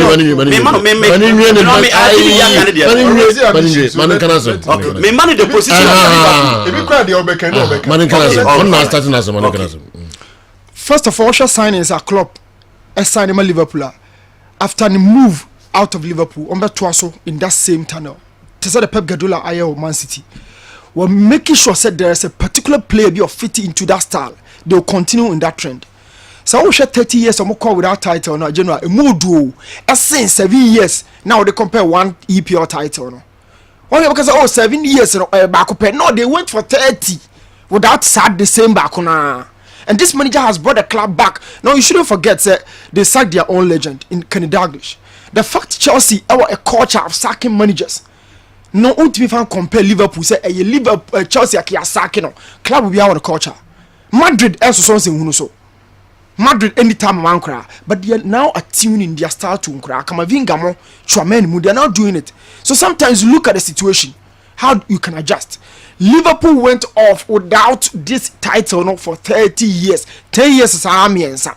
Now you are saying it's 7 years, 1 pay. No, generally, you look at the project and you try to expand it. How are Liverpool the signings? How was sustaining project? You know, they bought Benteke, they bought Andy Carroll, they bought Balotelli. But club signings have been different. So you look at where the club now be placed at this point. Any general baby away, and then the ability to reshuffle the squad no, and then continue to sustain the success. No, all struggle. But Osha, Di Matteo, within a short time, the Champions League match Chelsea. Within a short time, Nebia. Thomas took 100 days to the Champions League. Di Matteo, the short time, so the Champions League. General, what do you say about that? Yamfansia, I'm for one trust with Debbie are 10:38. Club Liverpool, Rangers. Yes, 4-0. Our own Muhammad Kudus was in super form. And who hear me tell the movie? Oh, you know, assassin my do the own Casamo be. Oh, you know, no, me must have made a Debbie, you know, oh, be a church and I'm in Anna, me must have made a man, and I'm here. Possibly be a Liverpool club of fire, and now I'm a day man on that. This is a Franco man for man. He picked Liverpool at 8th position. We over fire Lampard position at 9th, so 8th and 9th are not the same. It will before be 8, it will before be 9. Or the few months at the Champions League. I think it will be 4 years. Most say they are taking 4 years in the chair. And look at the state of Chelsea, look at the state of Liverpool then, after the ban. Most say they already 4 years now at the chair or the short term. No. That is my opinion. Yambra Ayas and a Rangers game no so. Your interest Mohamed Kudus. And a super performance. Then some get up. Me comments kakra e dey afa. He was outstanding, and share goal and so. And you go in the 3rd minute, yeah. Baby or J born. And look at the players I don't Mudinechi. The blistering space, the technique, the composure, and his ability to plant the ball at the back of the net. This is a typical Ghanaian. See, a Casa Ghanaian in ball bar, and Nubina, Kudus Mohammed Ayen. And you know, at the platform, the stage, and no my way Ghanaian in our here, we are so happy. This is a player who are complaining of game time. This is a player just a week today who decided his own training. Why? Because he feels a players no mobojano omunyadi enjeno. Again, Anthony Sako, Sebastian Halako. Disanta the Chimuni form na no mum kanena. I didn't that fresh ruda e man the chance to play. And I didn't know. And no nya no no. E wi no ye show na na me de ba say I asked for no dia two and we omo first set na Kudus air starting. Inti Genoa no here statement. Also tire bibi e de tire coach and say o deserve to be part of the team and probably start ahead of most of the players. Now you know start here no a 5-star performance, a man of the match performance and go or share for me a contender for one of the top goals for the Champions League group stage I born this particular week. And I think say having our superstar for me a player what show the time and again in the Blasters and say when he's on form he will drive the Blaster and at this stage no watch that goal no. I also a bonabaso. Now yes the same maybe so the few minutes of Benya in Arsenal on Chelsea because World Cup no you know it just around the corner and he be here this kind of performance from Kudus no team push Ghana no to the next stage of the competition. Then more observe what I'm saying social media cra I'm running the ball no torn net no and at the same time the coach no nimo ye and Brian Broby so nimo ye I'm for the group I'm Mickey and there's a reason for that. There's a reason for that. Into the episode go conforce it na enyo mo de so Brian Broby and a lead line no as the number 9 in Alfred Schroeder and system no but I'm not a benchy Broby and obo Kudus as a false 9 so false 9 no Broby didn't want Kudus to be effective in the Senator say general all creative or hold it up or maintaining possession or maintaining pressure in the final third not on top of it or the go no so everything like a false 9 and the panel came di honkomo Kudus ebeye adwuma perfect now general way from UEFA after game no course no on Kudus Mohamed Kudus is now the 7th in 15 years to score a goal, provide an assist, and not misplace a single pass in a UEFA Champions League match. Okay. 7th player in 15 years. Ajeno beshe goal. Obama assist. Na on che pass back okra monton twini ko se game no ebe ende. Mom ya coach na nim na mra ball no to net no. Na ya. Den na my coach enye ne desa Kudus beshe goal. If says I na mo kana no kra. Is it true? I'm not even able to. So on celebrity on confirm says our picture no. Nay at the time now go ni buy. Because the people can be very funny in the social media. Okay. A big crowd that's our picture no. And yet at the time my born it on it. Then we can unless we are able to. So we can live there. We bet to substantiate it. But to get a still picture after the game and you are told say could you say go no coach na nimni no. But whatever it is, coaching in Crawford so abonechi. Okay, Kudus bufu your person or Everton. I eventually mama na uncle. People felt that Kudus deserve playing time. Coaching in them penasem no anymore. Circumstances and situations makes him put Kudus there and he delivers. A kind of baby a tremna Bashir here for next Steven Odro. Bashir here for next Steven Odro. Supporters and the chinchina more drew. Bashir Sufus will not give him what he want. But we are the Bema no draw baby. One was so about for Sayanka. Nafi Adanes and Fufu. Maybe a Nubia. Well, and Kudus. Kudos to Kudus. Okay. Why are dear pa Kosuma Wamayina Ayani Aji ye papa what prove coach no are wrong. Okay, yo, please. Okay, what is Newton talking about, Akunta? Chelsea went 50 years without a league trophy. Mourinho came and won 2 successive titles for them, but got sacked 2 years later without the league. 30 years, no dear. It's Sakra. Orlando filmmakers. Orlando in Chelsea. Okay. Bia unim Chelsea abakosem bia beka Chelsea. Chelsea one of the clubs who come abakosem obe draw a thick line before Roman Abramovich and after Roman Abramovich. Roman Abramovich by Chelsea be a team for kra Chelsea. Ya do muka elite no. Before Roman Abramovich no, na Chelsea no omo ti say Brighton ni Blackburn Rovers mo ni ade It's Roman Abramovich empire no. Also invested a lot in Mourinho and then the team. But nobody is saying that Liverpool can sack Klopp. But not just 1 or 2 bad results and then the sack comes in. Why don't they take it time and say no more sacking no? Nana Osei Kofi Sabia Kufro Nana a short message we and there was say things will change for Liverpool soon. Another motivational speaker.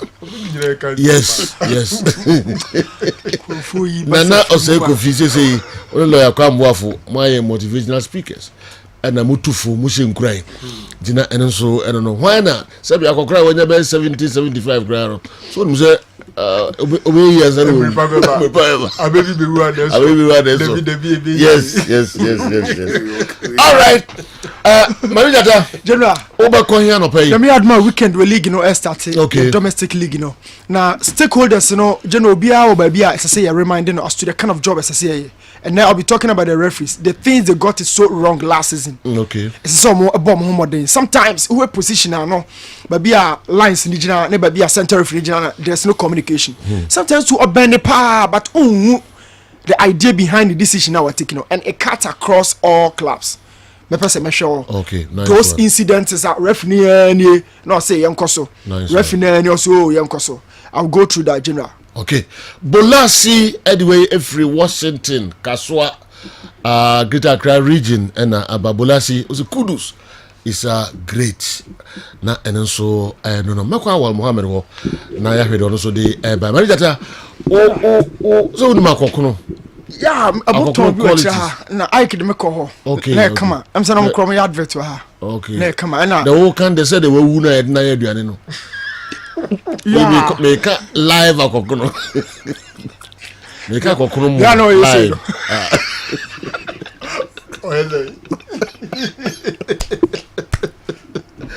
Did remember Mranti Afro akokono. Mentio. Mentio. Mention at the India. We'll be small. Yeah.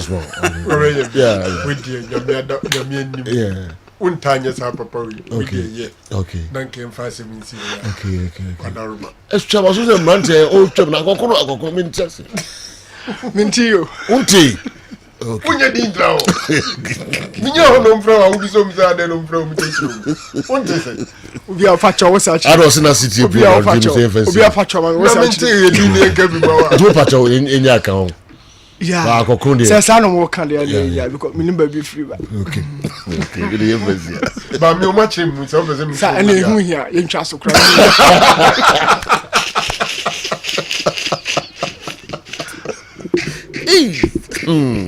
Assemble. Ba wo so wadi o.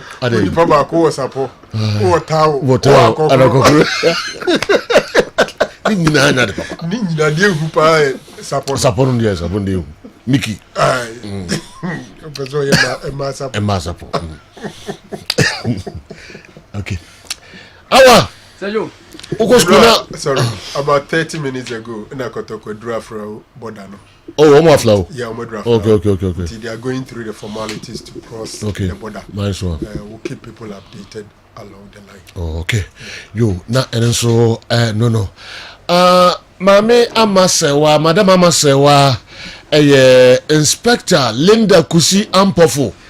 Na owo Nsawam Police Station. Say omo the inspector Eko Ajin Kotoku Police Station. Inspector Nasi and Madam Amasewa. Amasewa and your birthday. What is your wish? So happy birthday.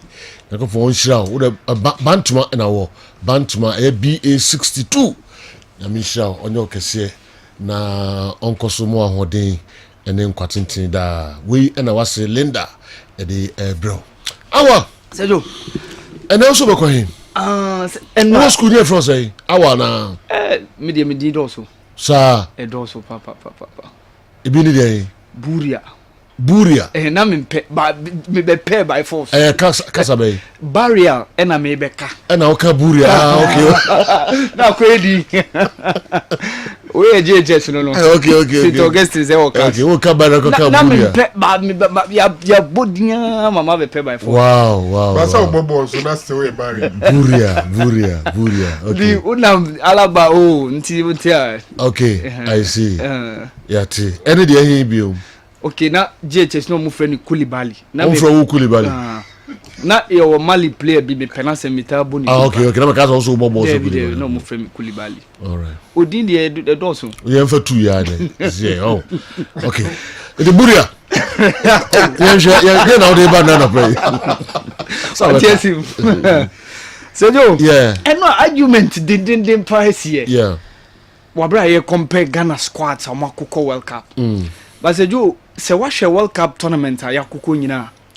Ade a obehye nso say group bia e be ko bia at least ye benya de waje World Cup bako.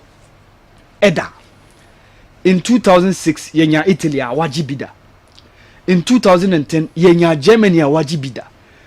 In 2014 yenya the same Germany a waje bida. That was the last time we went to the World Cup before Qatar 2022.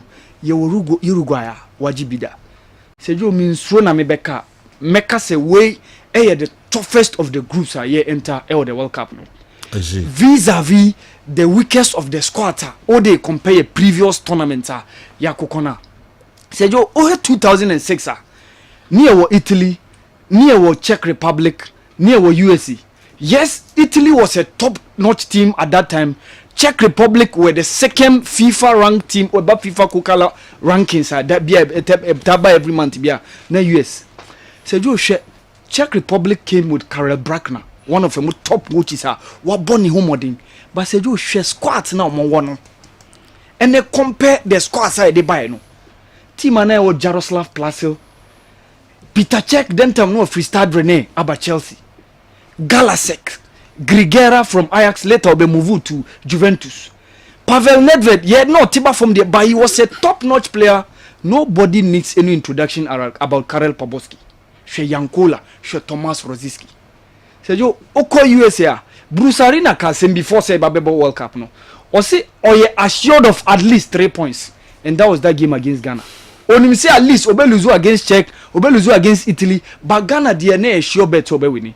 But how they compare the opponents in those groups, Faber 2010, Faber 2014. Say you Weno the best, Weno the toughest of the groups are when you compare to those various groups now in that 2010 World Cup and 2006 and 2014.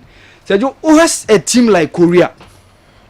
Way omo current team the closest obetimi compared to the 2002 one now omo de beye awawade bia omo reach the semi-finals of the World Cup in their history under coach Gusi Dink.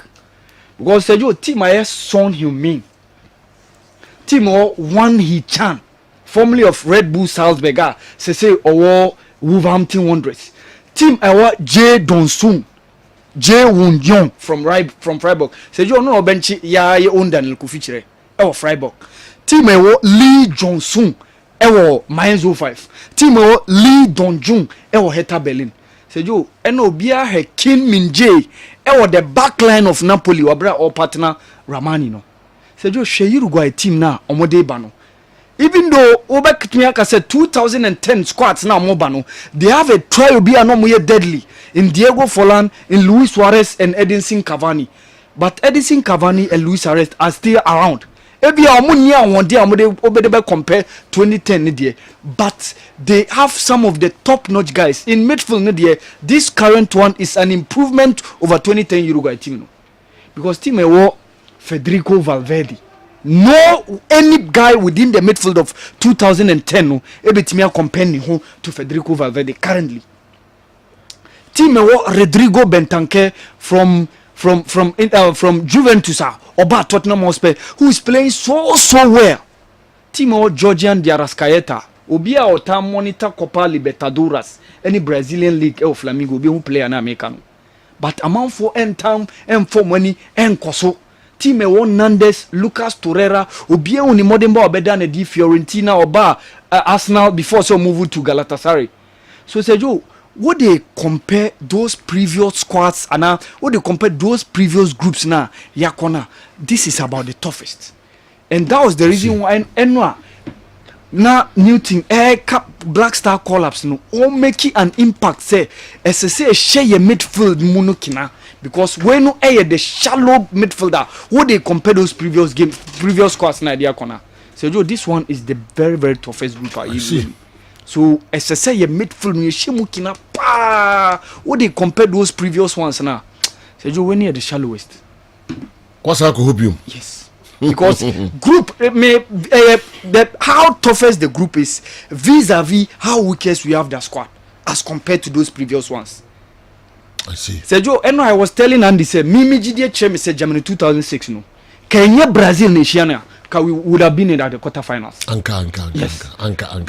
Sergio, the other group now you bet me sure possibly the round 16 now. We Brazil see in here now or more Croatia or more Australia and or more Japan that group no. All these teams could have been beaten easily by the Black Stars of Ghana in 2006. All these three teams could have been beaten easily. So when Sergio very very tough and Brazil so as how we quite on now because more any Switzerland, any Serbia, and Cameroon any group. So this group is the toughest when you compare this group to those previous groups now. Yakum the World Cup history Yakuko on 3 occasions no Sergio. Jidis about for and some kapa but I say Jirahana never local stories. Mr. Derry in the frames is here and some now Andy Derry match commissioner and somehow Walcano. I'm go spin post go no because American coach no or can simply say Anye Ukrano they will beat the Africans. Yeah. Now Africans in Guado Mbesho one can Ghana as for the Africans who beat them we have 3 points. And Omunia year Omunia Dua. Yeah. And know the DNGs for Cobre. So our has taken some of them. All right. Our Mohammed Yebedasi, aka Buria. All right. We the fans, we the United fans are cool, watching and hoping that Chelsea will bring Graham to come and cause more mess. What happened to Manchester United's post Ferguson? Will happen to Chelsea again and again. Say Aragon anyway free Yendi and Abre. Let's see Kudus goal again, please. I say Aragon and minimum but my way. Mohamed Kudus ni goal na or say Enra Etia Rangers no kakra na fi yentoa dwumede no eso. And we said we watching the show live inside Accra, Bass B Optical Eye Center Makola. A lot of team supporters are around. Manchester United, Chelsea, Barcelona, Arsenal, Man City. Indeed, we are so proud of you. We are so proud of you guys. Keep doing the great job. So I can tell you, Manchester United is the best team in the EPL now. In Shiraba, Man Tozik, unawadiwe aba. Kudus goal no. And I sign a tragun, yes, I review. Maybe a picky ball no a free na or koya the ball to Tottenham. Okay, Mohamed Kudus at the good no say editor Rangers no and also no. Yeah, twice so at the Amamo say you have commercials ka crabby na yeah the Diakanina and so Bremo. I fear for the boy, he might be sabotaged. The coach and Brobe's facial expressions came on the screen immediately after the goal was scored. Now, Ruji. Yes, immediately after the goals were scored. Yeah. I watched the live game and I wasn't okay at all. Immediately, I bought a tornado. I want to hear and say, Sir, and Nimuina coach in the air. And a brand Brobe so no, so yen and him, sir. And to Gattisberg, I say, he fears for the boy. He might be sabotaged. And so, no. You have commercials ka crabby abaiba. The Diakanina about the trouble. So, yen chakra.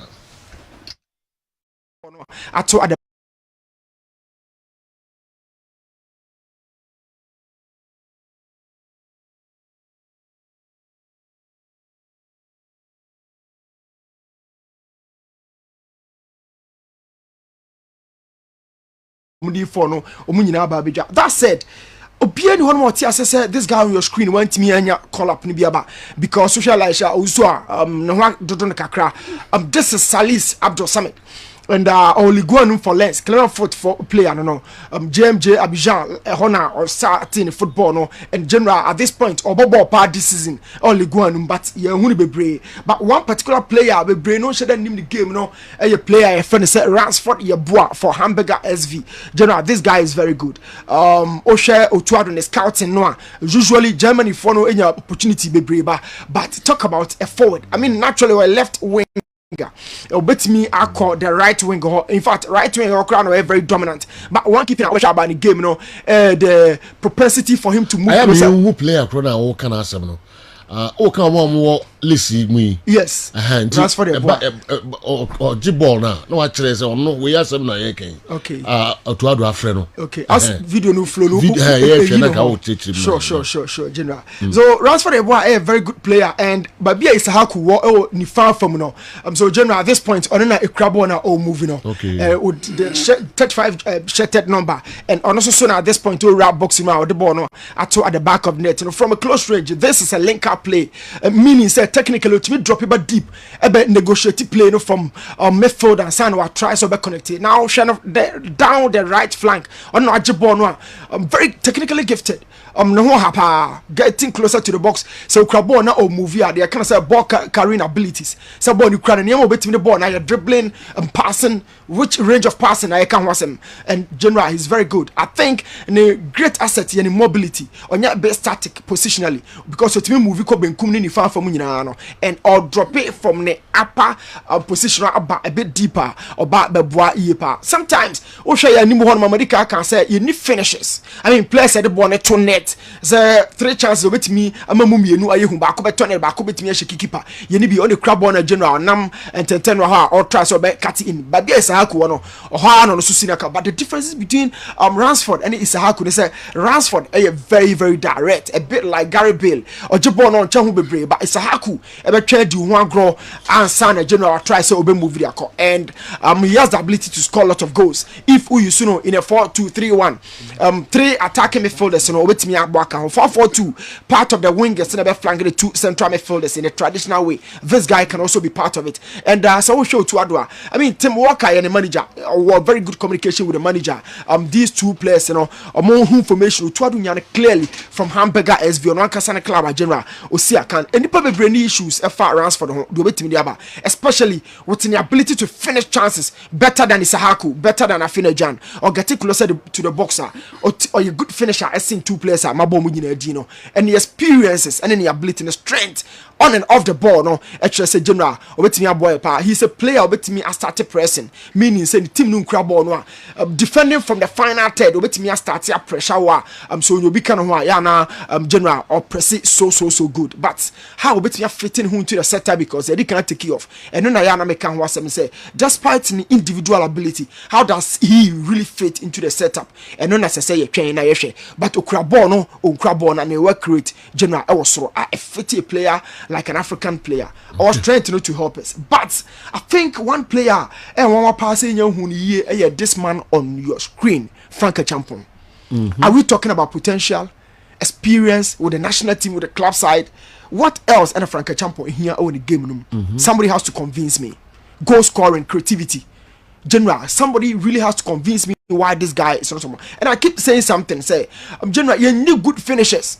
Even in Akinama Boni, he's not a real finisher or your potent finisher. Say, oh man, 545 who said they are not baby jet. We don't have that. We don't have that in Benjamin Tete.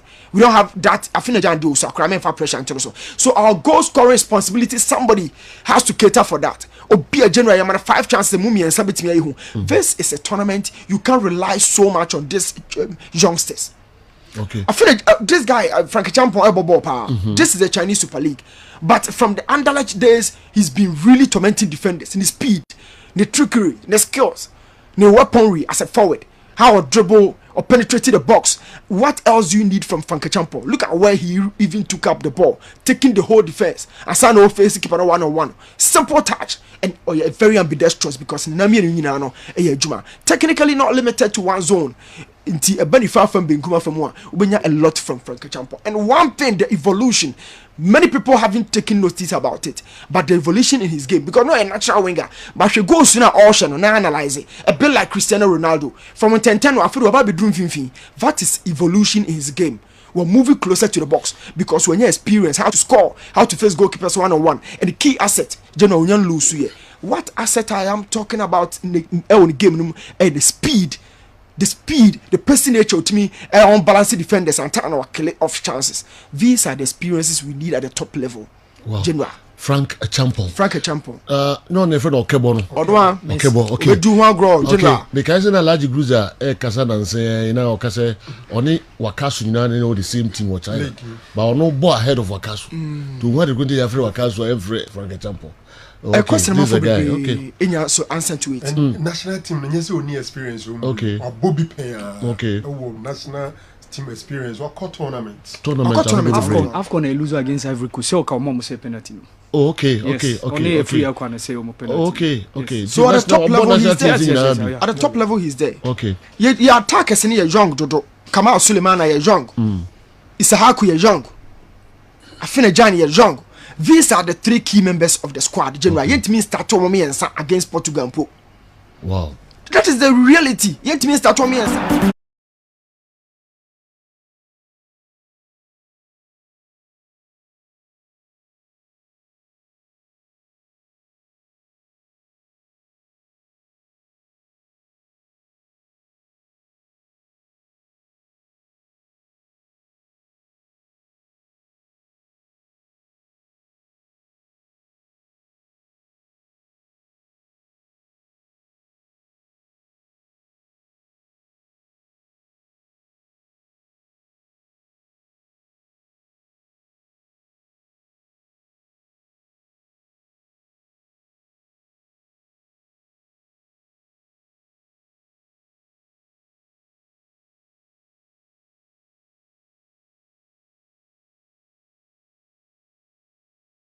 Ebiom abodu ba kwapa onsima enso ya brobro so a dia enede eka mo ho Lance Corporal Mary Otin Diko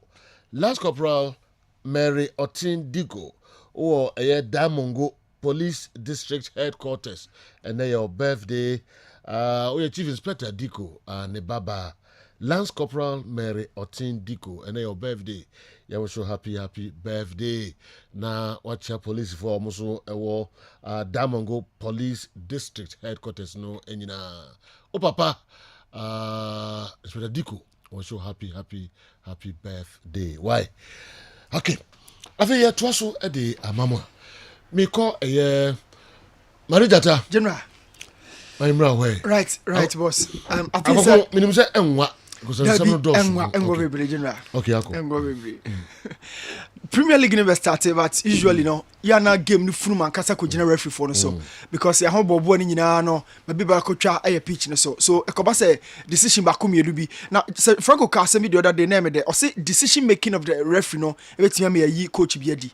These are some of the things as I say so but that said Osha Salif Ibrahim of Asifuk, there was a particular incident at general and no that's man injury no that's so to us young screen so those some of those incidences na yeni ho kokakra so referee also say far officiate the game between Bechem United and Accra Bechem but this particular incident no said Suraj box no Kofi Agbesima etwa no without even contacting the ball and that Osha players right after this players Emani who say there was a deep contact and that second ball no but skip over so Accra Lions in Mediama similar situations I've said Mediama at the ball to net or should be assistant referee Nijina anyhow you can't really understand reason why into a left flag now before even the ball was released 4 players and a general Omujina on the verge of Mediama and Accra Lions General Remu Cobra what was Remu Cobra say lawyer Prosper Yao Nto ewo ahomano eso lawyer hwan na fi yene na twetwe nkomo kakra bi na yabeto adwumede no eso ewo Kessben television DSTV live sanso na wo hwe ewo Go TV enso live yene lawyer Prosper twetwe nkomo kakra Lawyer, good morning.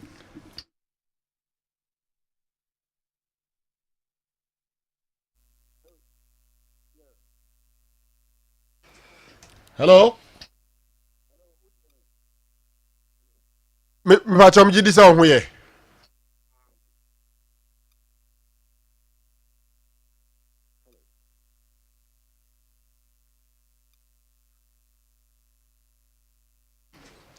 Good morning, lawyer. Morning. Yes. Mijidisa Oteminka. Ane, Netonka. Okay. Lawyer Prosper Yao Nto, CK Akono, ne lawyer, make a former Black Stars coach. Lawyer, me assure that me correct. Ane, we correct, bro. Good. Just this week, you to take news kakra in the media space. Say more far dream be some of the Ghana Football Association. Ebeko Cas. The son say more GF abro na bona. Kwaya se omo fa so ni CK Akono ewie no omo nye ni sa wadaroma Ghana 40 on DSTV, Gold TV, Kessben 93.3 Kumasi, Kessben 92.9 Wakra, all our social media platform, Kessben television and all that. A day importe na koso a bra GF ni CK Akono etiti mu. So far what has been the story? Okay. GFA almost terminated contract unlawfully in September 2021. It is our time, according to a contract. Now, a car, one of the seeking, and so we training at once. And I will train in Tempara, so within 30 days, goes to coming. Now, it is our time, everything there. So the Capreba, and yes, it be for want not for want of trying. Yeah, bro, so basing the woman here. And all my meetings, meetings, fine. But I'm a young crowd, I'm a secure or share, I believe I'm a scanny bino set, and come to me. HTS cannot based on negotiations now. Any there. Like I said, can be the requirement or the chairman. Now, so basically, the evenings are agreement area inOkrapuno. Basically, Omutia. Semetwasi, not as there was a meeting, Munya arrangement in place, Sebia. Mo payment plan no more 2 years can kakra. So a day in a GF in Ikachemo, Abino Emphas can my and now Muslim mo break a crown no muntia. What is the GFA telling you? I'm say I say I am like a crown once a man. I'm saying no credit because for this time we see in no Achapa almost a dankashi. Sikano keke ena umuntia. And near our crowd, say, and they say, 1 year after seeking no crapono. Say, any information here correct paradia, Omukrano, which you want, Milo Cranian. Now, so seek your or a Ghanaian, former captain of the Black Stars. Nipa, what Kuno, I don't know how Buffalo Ghana for so many years. Onomuno basically in Tianaka. And what will be my next line of action? I say, assembly by November 2021, I a petition to CAS. And also no need to say contract no more Kasano. After from the beginning, I signed contract. In the Yahoo, say, will be full. This is a work contract. Then the other party, say, other seven called Dami, Court of Arbitration for Sport. Now, court on the issue. Now, Umudia Samono. Now, the SL of the 2 years. Now, they have 2 years. If it is out November, no turn, not petition here ready. Now, coach, or do. Kesiepa or Magana for the Tino. And anything that they see there, then call Casino, or Nanka, on Pese, or Ghana, and I say, or GFA, any ministry, I said, Uncle Dani, Cass. And so here, I feel there, I mean, in fact, I mean, I mean, by all means, Cass in there. I am say, me de as lawyer I am say yan caucus me de sika me yen sanka lawyer mo pushing no na wako kasi sa kasi ukoni emfa ne say GFA kodi for legal fee ni e ka hodo ni ade bebe akiri ensa mfa ka foforo mre o man Ghana. Okay, me medical can say enye yen na ye pushi na mom am say GFA ne ministry omo na omo pushi say asem no this akodane akoda cars enim ansa na omo tia nti enye yen na ye pushi enye lawyer ile pushi enye sigesu ile pushi na woni a omo mpese omo ye asede ya da omo so no omo na ye pushi nti se amanfo omangana eti se finally asem na akodane kasa na enye coach mfumoso na mesre Ghana for biara into the emblem no because fikisata no sabitin de no se enye se ne do na all magana na emu pipa emu dopa nka anka wakoda dada na mum no se edi beye na woche na se asede ya se yefe ne ministry omo ye that's omo nye dia ebe ka kodane cars no na eno no hono no sika potinya ete se ni piama sike ni nya no omo betia ebe do so asin negotiation na ye no kana eno ti group no omo betia ewo sika no so asa etia legal fees enti kana beba arabeda mene wu nyina so no eno ko ebe do so pa no eba sana enye coach mfumoso na mum ministry ni GFA for mfumoso. Okay, wait, my last question. Lawyer, when you say, wow, can Siki Akono, former Black Stars player, former captain of the Black Stars, former coach of the Black Stars, and all that. Ghana Airco World Cup. We are on the verge of going to the World Cup. Now, you better say Black Stars coach in Ghana Airco Cars was a Airco World Cup. When you say, Cream Pennyful, Kibia Mupen Pennyfubi, Namu de Omasem Cotton anymore. Assembly bit me up by years in some cars. Besides that, some cars are how soon are you going? That's it. I'm say, Yawakano, and no Quanso, Nanso. Can't pay for party. I'm say, pay for the bread and Omano, Atutu, Akasahu, Nanso, still. I said, yes, Omonye, and she, and yeah, pay for the bread Akasahu, pra, and she, look on there, said the Messia Cano, and our tobacco, that's a neck, say, Yanto Moncandia, and the following day, no. Proceed. Okay, lawyer Prosper ya unto ya dasia no pay. Okay, intina enonso enono lawyer Prosper ya unto CK Akono lawyer wa twa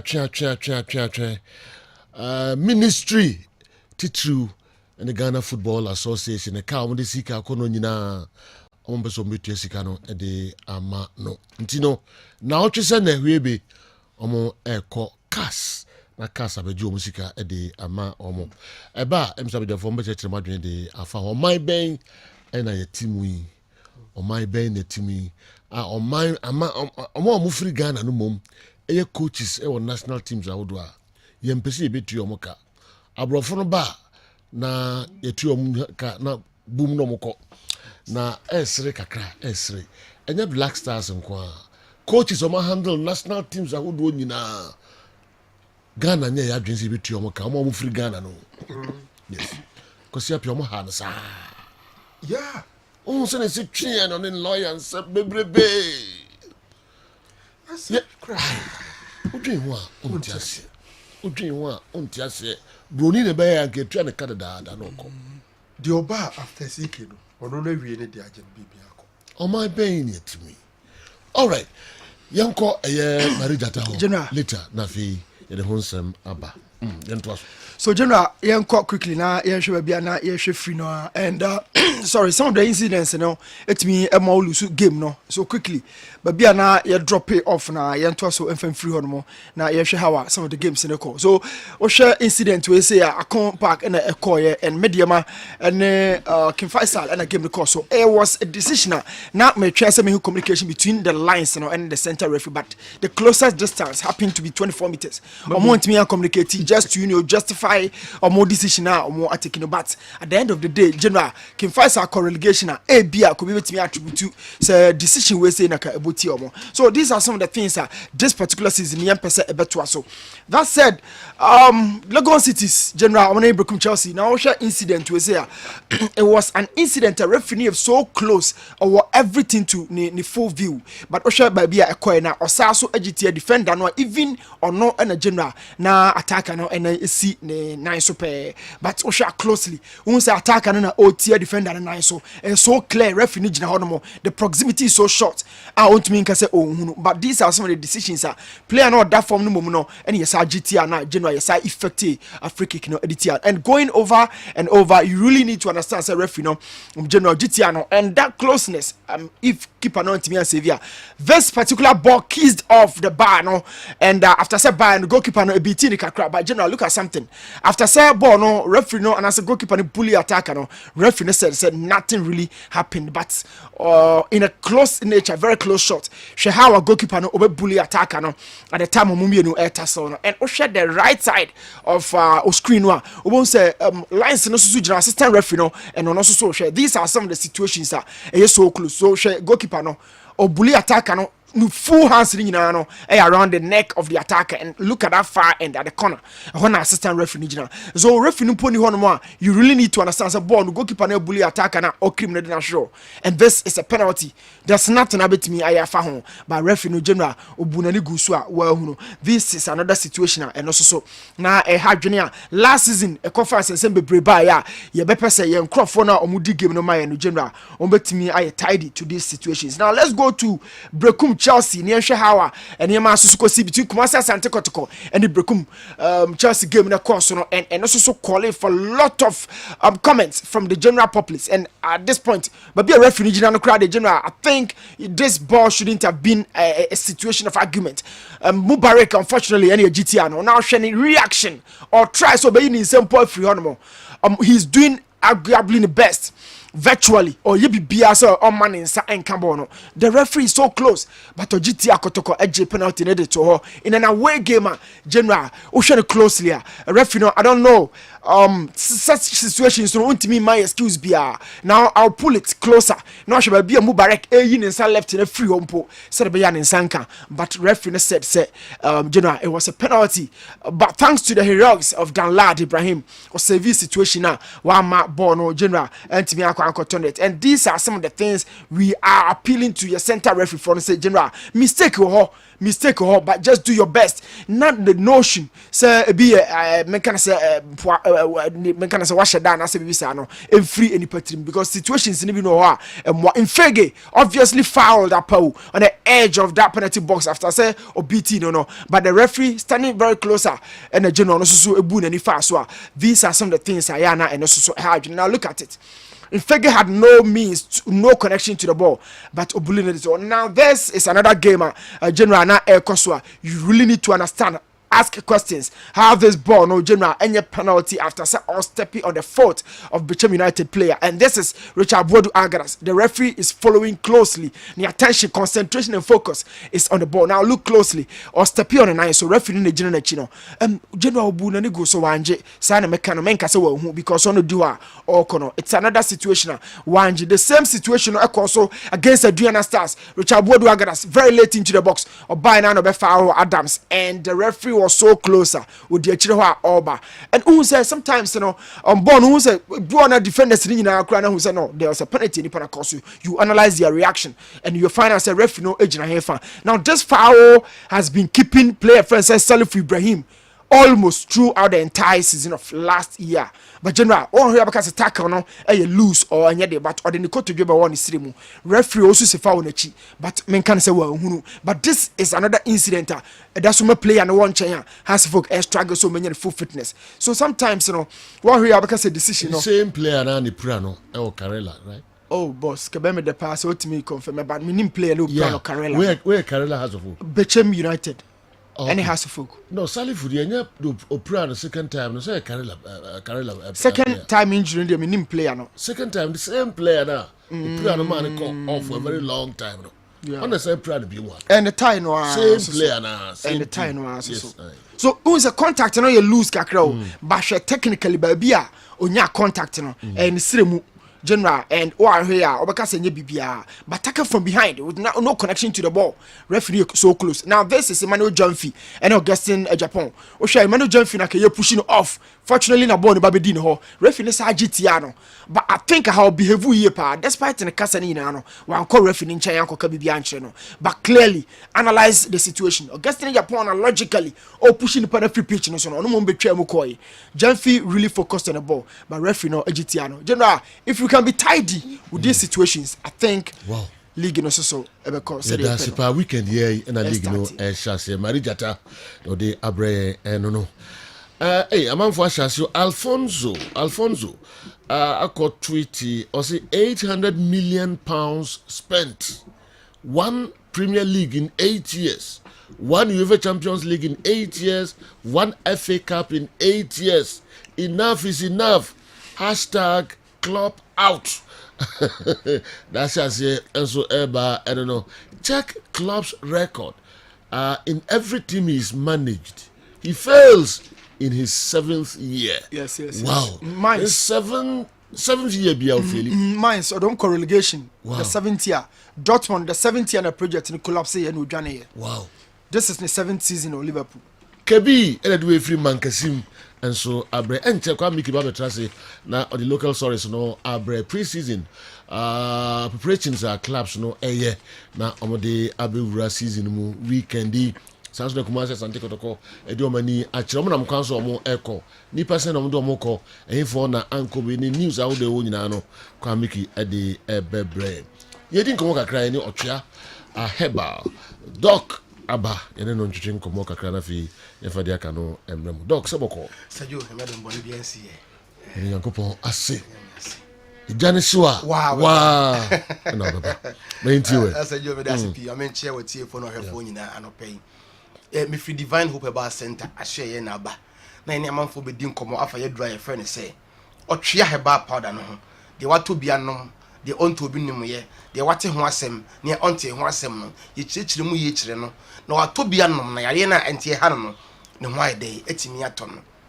se ye duro no adanse nko a na amanfo ede egusu a edie obi a ono otwe bia de adanse a esombo adanse kese e na eba esanse otwea ne ye abibiduro kroje de nua hini enua bena ahodo e na aye otwea heba powder de badwa so na eye dura ne nom enya ya de wo hia ye wonso ohie na watie gum na wanom ayese tea na wanom asa na yare na atena wo so ache no etu ase e de amon ye mba me se yen ye duro no ope kokwa duro number 1 awoga na hanom a wo sa otwea ho de ya ne wato ati wo ye dura obe no ma kokko na atene pebia so ache no etu ase e de amon enam nuane ahodo ye die ntiga na ha wo ni pattern bia emu 8 o yare fe ne se kokko basa onom otwea no a etu kokko no ase e de ma wo ne de ne ba e won yam de bia ne yam atim se wa mpa edura ya pegative na wa anom a ontimi enjana nan like obasa ro sem se na kokko se fi ne tu aro kwan no na ebasa na eye ne ya ti afi wo jana ya wo chen oba wonya ne mense fa cheme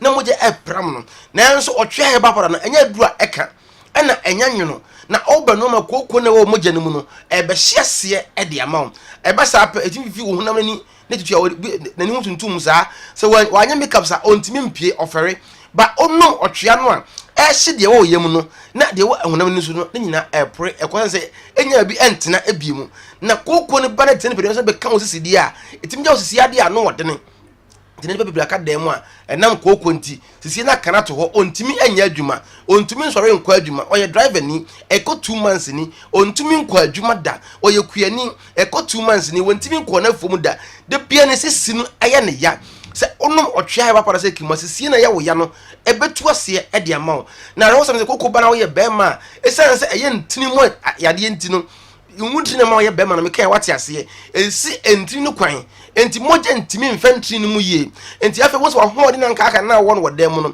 eso wa ase se ede ete ekofom ete ekofom nyame ammo wada kro pani gena ede adum foin ba obenom otwea no a ese yare no na asan so pagya brane dia beka me se be ma de eli kwan se wo ye mmere se wo ye mmere na firi ade bi na ma yare na ama na basa enti sei na otwea no so etie wote na wo de gunso wo hie no mu wa ne se tii no na wanom na omre ya na waye no etu ase na ediamao na ama wagina brane eya dura ne nom anya yakra anya nwono to mo tire do nwono we anya nwono de wo hia aye nso wo hie na wate agum na wanom asa na wo hwan de atimi atɔ obi wo mojabro so na OBP or pressure atane so ache ekɔ be 10 years ni de bia ko pe eduro be no onu boni eduro se ko be 10 years ni ene kra eduro na ko ne tirimu wote eduro ni nkan na oyafe eduro no ebon no sent ne kra obpabiem enam ne sa so ntino sa eduro na oguso a onnom no oye be mampo de ho se ama na mema ye na kofom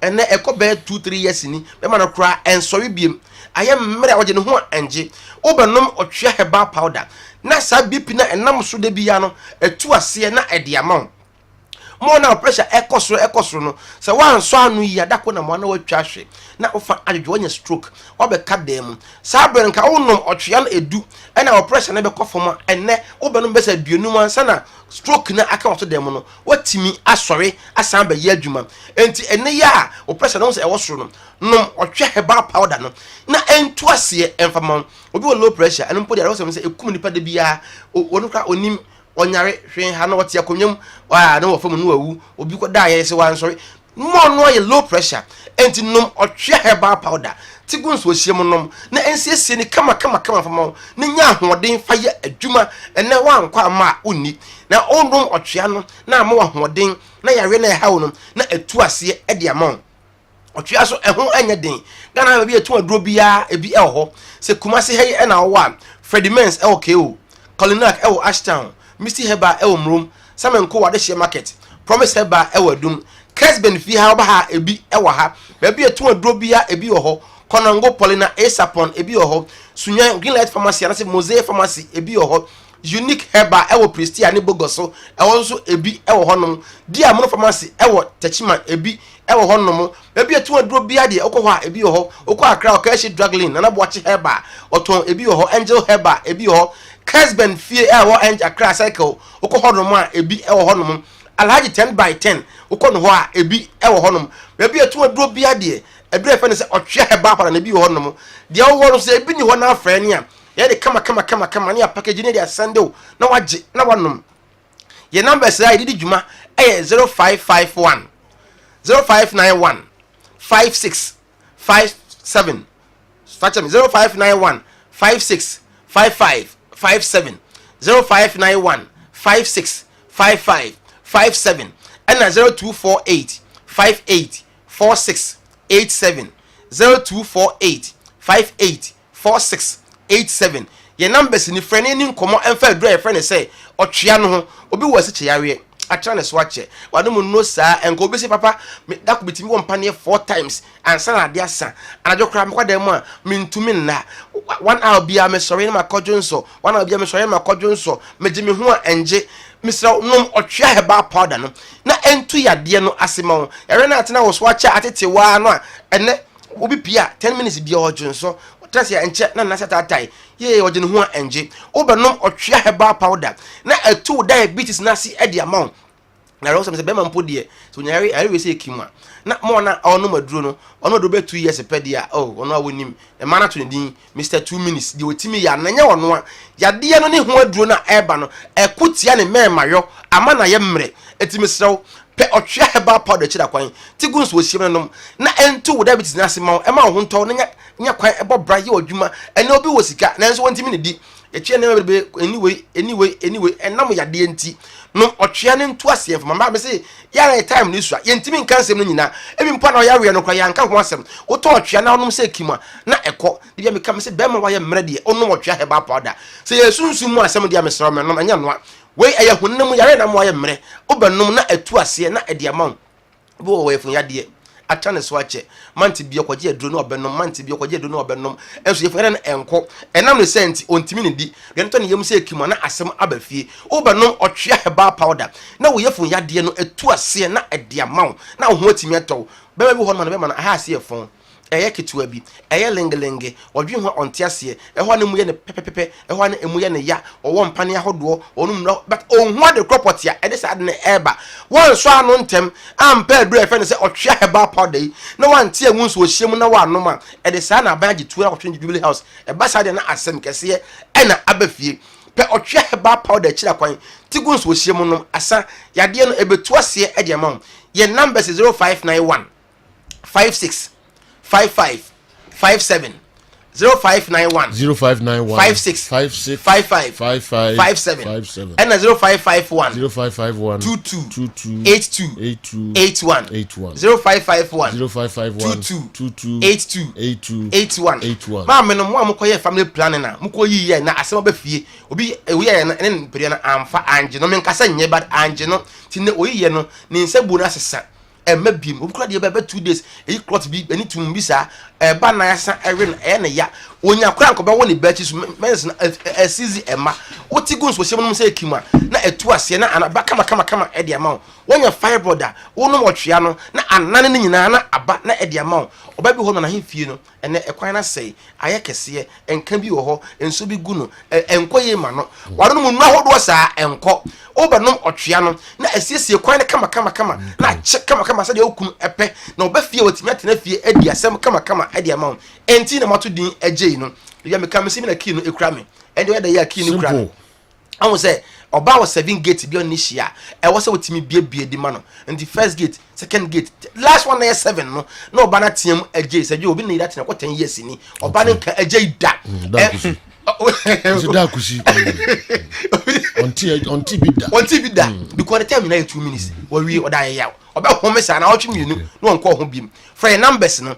0248 58 46 87 0248 58 46 87 0591 56 55 57 what the offer was in pamacho me time na 2 minutes mama 20 minutes the open no count time no ne emfa key bi enka otwea heba kwara no ho na yemfa ma o time no nsaka say you simple da kusi good morning adru ho da kusi boni be no dia ye o boni ya re pese sano so ayara saso e boni all right yeah that's pa on team agenda hey garman nko na camera net all right I'm enjoying the program rough wow keep it up Pelada Motors eho na Jangura anyway every eba ewo American House East Legon opposite Wine Shoppers Bella Samoa good morning baby awobia I wonder why your people we say say Franco Narupa World Cup inti aye naika na they must do the right thing CK Akono should be paid. Haven't they paid the old white coach they recruited after CK Akono? Massa, no mercy for the cripple. The Besinsi, are you guys going to win the World Cup? The answer is no. So pay CK Akono. Na kwasiebuo ya. Anefi sunya zongo. And the way abrayen. Mickey. Bojeno kumasi asante koroko. Etu enano pay diomeni achre. Wamaya fene Benin Cotonou ahwani biye kumasi asante korokoko ni nani CAF Champions League first leg abra womne aye Kadiogo of Burkina Faso ene babo kotoko na Genoa womne aye asojafo ene police for edi kotoko enim amometima make trip no nti kotoko bus ni na womo afa military men and then policemen omna guide team no from Ghana to aye Cotonou Benin for the game a wɔn ɛkɔ akɔbɔ players in the good baasi no mu no officials no ɛhwɛ ama bibia tima kɔnka de ama korobia kumase asante kotoko general players wɔn make it trip near 22 players goalkeepers in Ibrahim Dalad Moise Pote Frederick Asari wɔn ni goalkeepers defenders Christopher Nete Samuel Apia Yusuf Mubarak Andrews Apel Mohamed Sharif Nicholas Osebonsu and John Tedeku Womani defenders midfielders Richard Buadu Emmanuel Sarkodie Enoch Morrison Richmond Lamte Ernest Oseipoku forwards Isaac Opon George Infege Dixon Afuakwa Nicholas Mensah Solomon Safutela Samuel Boateng Stephen Mokwala Womani eye players akotoko as ayomo a womu make it trip ni bi na general Frank Mbella Ima Eric Zeze Steven Amankona Augustine Ejapon Rocky Dramana players way women timi a make it trip ni bi Frank Mbella Eric Zeze Steven Amankona Augustine Ejapon Rocky Jamana women players you know women timi a make it trip ni bi but for Steven Amankona there disciplinary issues and nunti and I went to me and make it trip in a bit. Disciplinary issues. So, nice, I don't know. And when they say the city, the Fakrobia Kumase, Asan, Kodokosu de Betuja, said you know on Monday. And I can see no ebebaso Monday and a kotokone kadiago wama can see no ebaso at the F1 and only she says koroko statement wamo I release the baso on the 12th and Monday no and I can see no ebebaso Ghana Premier League Bet Power Premier League matches Saudi no bebaso na say Bet Power she share wama ayenie general say locker room bonus no wamo at the two clubs ni na enim Women there are two clubs in the name, clubs in the former players, and the officials and Mbra. Into Bet Power G, won't be tia locker room bonuses no, and there are 30 players, including technical team members. Into women there are called Omuntia Matimono. Now listen to Koeno, Ebia nearby Frank Mbella, near the mobile money number 2 so. Into locker room bonus, Drua. No metria edama Mbella no metria edama Japan no metria santi a bet powerful in betria clubs nyina omunka amount no okay ama submitted them for wins well, team ube win a match no in the fancy Great Olympics any bechem ebaba life no say Great Olympics winia no ma send edema all the players and technical team Kotoku Royals any Accra Lions and ebebo Saturday and ubeba ebe go rush na Ediana Stars and Sony has abom on Sunday some match in there when be in live TV so na Monday no na Brekum Chelsea and Kim Faisal and so abom and when this year start time from wometimi at the ababetuda and for Bet Power and home Bet Power Premier League no ababe basom and I'm so am a Ghana Football Association one more SVA a very expensive nemom se communication gadgets ebetima boama referees no etima communicate there wo metimi enye bi de mom into metima akwa bia wo medema referees no se de referees no wo metima communicate ye during games no lines no hu bibi obetima communicate ade ama referee no apart from no se Bet Power Premier League ne so matches beba na wie no wo me recognize goalkeepers wo me excelling games a wodom na no wo me bom abaso eno so ye hihia make say wo me de abam efa Ghana ye Premier League no enso eho wo Premier League no nsensam no teams no agusua prepare for games ababa so enra ye kopia mu ewo abrankese ahone bia adwumedi sonko course Nations FC and Bechem United and a boy Bechem prepare for Ghana ye Premier League no Clinton Dodu Emmanuel Avenyon and Frank and a Tontanano edema Bechem United Samson Nations FC wamoso bedu and a Tuatanano edema and did 3-1 way a year Dr. Kwame Che Sports Complex and Ocean FFM our Kessben television so na no and a game in the banner we no a man for sure imagine a kofa edifice na facility no omuhu ye no said na esitie coach Kasim Mengelo coach Edema Bechem United was way a too much facilities way there a too much coach Kasim Mengel the best in the country an individual yes what are the big clubs? They have to do this. Yeah, they have to do this. It's too much. Nice one, ya jehompa. Pa. Man, wabo money. Rotachi wa ya de pa. And yeah, easy. Individual way. Aye Kasim Mingle individual way. There be I was a club sakisiano. One must to me be perfect gentleman. Sir? Yeah. Tony Suba, son of a guy. Perfect gentleman. All right, I wish him all the best this season. Yeah. Coach Ibrahim Tanko, under 23, when I head coach at the moment, was a nice edifice. Pa, na mum, I was a woman be so jumano, woman taking very good care of it. Yeah, me say Obia or Habiano Bedia dance say one of the best so far or Ghana. And I know a grass, pitch, so for me, it's one of the best I ever Ghana. And your board doctor Abaso, if he say me hope to say the motions or Mubeshesi a best very good in shape. When and summer coach Ibrahim Tanko, one of the two coach Ebenezer Sefa, one of the scout, Okopimu, and so Koshe game in Ebi, one of the China Jenny at the facility a war a Dr. Kwame Chase Sports Complex. Laka is one of the best, if not the best. I'm talking about the pitches. I mean, they be a try TV, so you try video, so you're complaining of our pitches. Emma Mekrami suggested at a point, he said, Kebeya league matches, no more Accra, Sugakope, Obuasi, Kumasi, Cape Coast. Probably say Tamalika 1-6. No, you good quality play. About TV so out here now, Sha. Minum say pitch now, Dr. Kwame Chase, and then a man on my, it's one of the best. And just look at the crowd, look at the stands.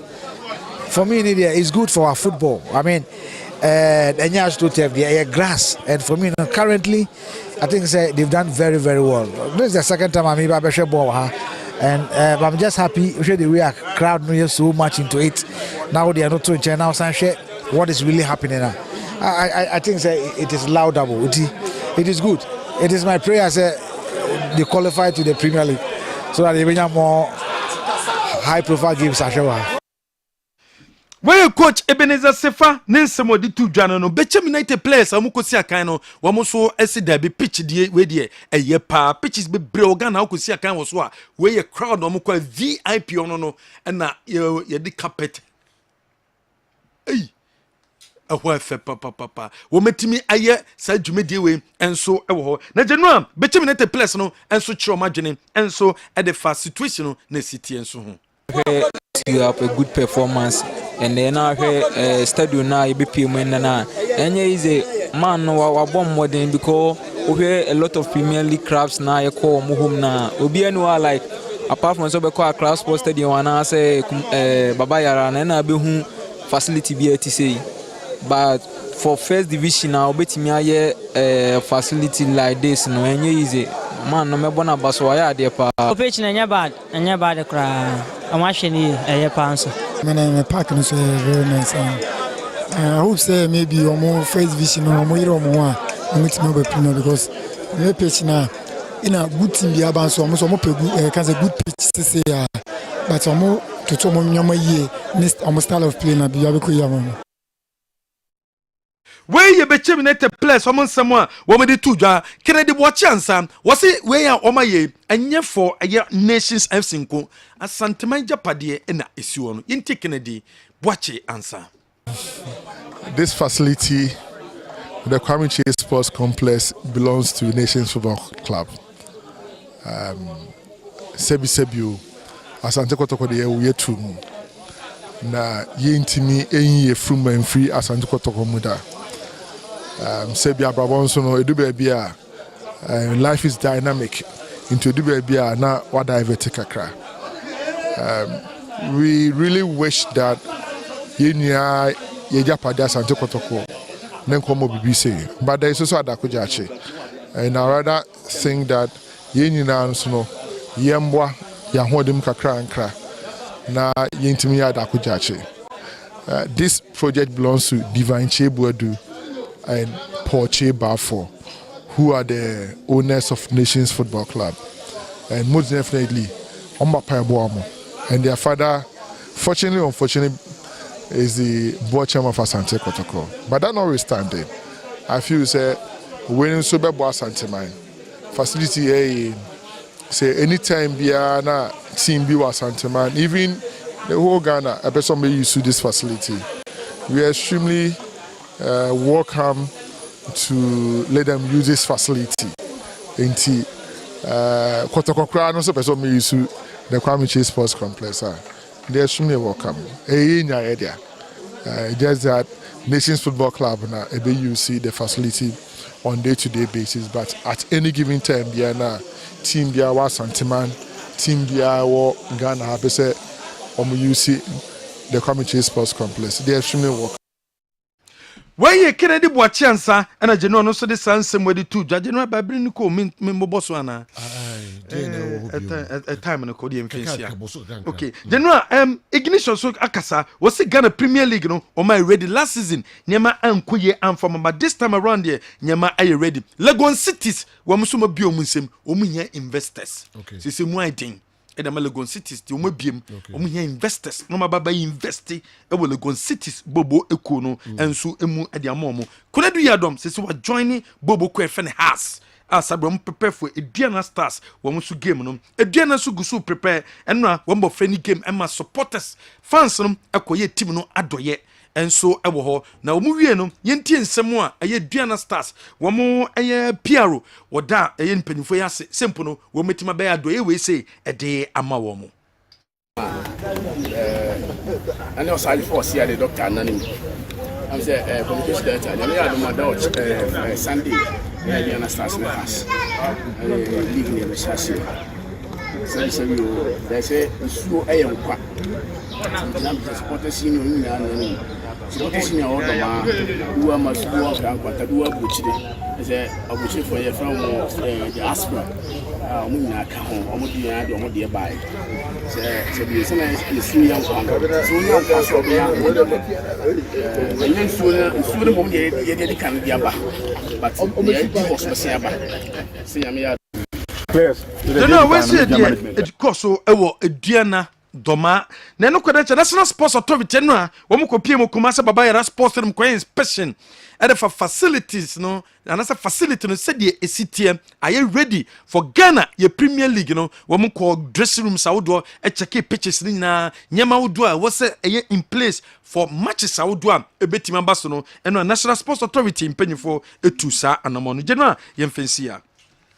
Okay, yamfa MC ha na yama ba mu kakra bi se wa wie dia yemfa nyambo awia da ka nyina no na eno so de abreye Franco Naro General yenhwem kakra na they didn't kind of my money obi ebo the Nation FC omo facility no mabaso players, coaches, spectators, basically everybody, and for the region it is something very good. In Pempi, BBC no a buff frusia fe, but the coin be faso a protect na ya maintain na ya na issue. Nti best paying for emranti wa mi nu ya omudo maja pade a show mun sanse omu ni ye because very very important. We are no edi free honoma. General yes started Bet Power Premier League Friday, but we're very honest with you. Publicity or league in hono e wo form papa. There is a league minim se bi omo ye nhihye bi na nyansi podia because TSK be go into administration and publicity you expect a massive publicity of the league momo me ensa starting the troka na yemwie ne troka in terms of us or the same in terms of patronage and as attendance our stadium so momo money brain omo den crofo ba stadium on the issue of CK Akono lawyer Prosper Yaunto ne in common edi Nyame anim ne esese Ghana Football Association amo money break no money Ministry of Youth and Sports e ka say yi the only thing amount for better ase ne say ene GFA ni CK Akono na sign contract e wom say GFA ba national teams a aban no na discover amo mo ditua but do tie lawyer ne nsem ne so ma ho keka e wo nkomodie no wo form. Seriously, if eventually I'm get it to Casa, first of all, I don't think it is so good for CK. So Beko Cas. I wish it doesn't get there because potentially he can come back to any of the national team. he can potentially coach any team, and he's a member of the Ghana Football Association in a way, being a coach or Omeimu. Into taking the GFA to court, I don't think so is something he would want. But UTA lawyers now, they are going through the legal process. If we don't know, according to the lawyer, one, the contract was illegally terminated. That's a kobasa. Esenka within 30 days. KBS omutuaman bi omutuamano. And omudi ashem wo contract. Him says Asemba te said the abeya. Baby so omudi asem kono eye cast. So for them are the lawyers, as lawyers, clear in the contract say the next place should be cast. Obeko kasi scandals wo atwa gudi achemu nyina no. E kire se omo sa ko claim ni nyina.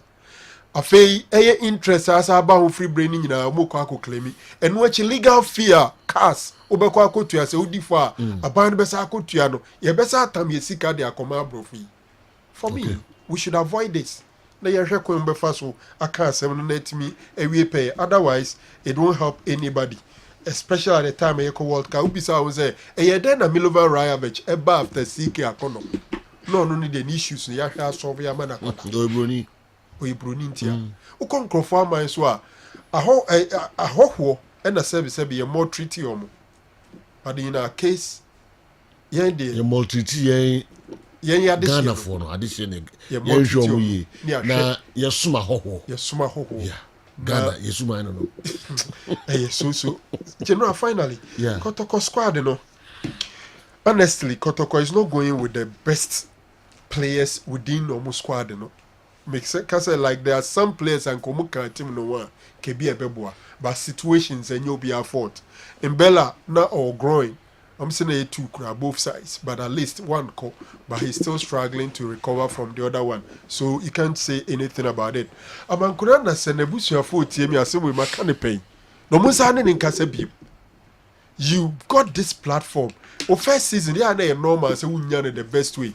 Especially when you think the coach now want to empower them. New coaches are coming up. Utien Komo course Sudan generally wasn't good. And it's the reason he's been suspended from this trip. Yeah. But this one tripper and Mankuna will be very, very crucial in this game.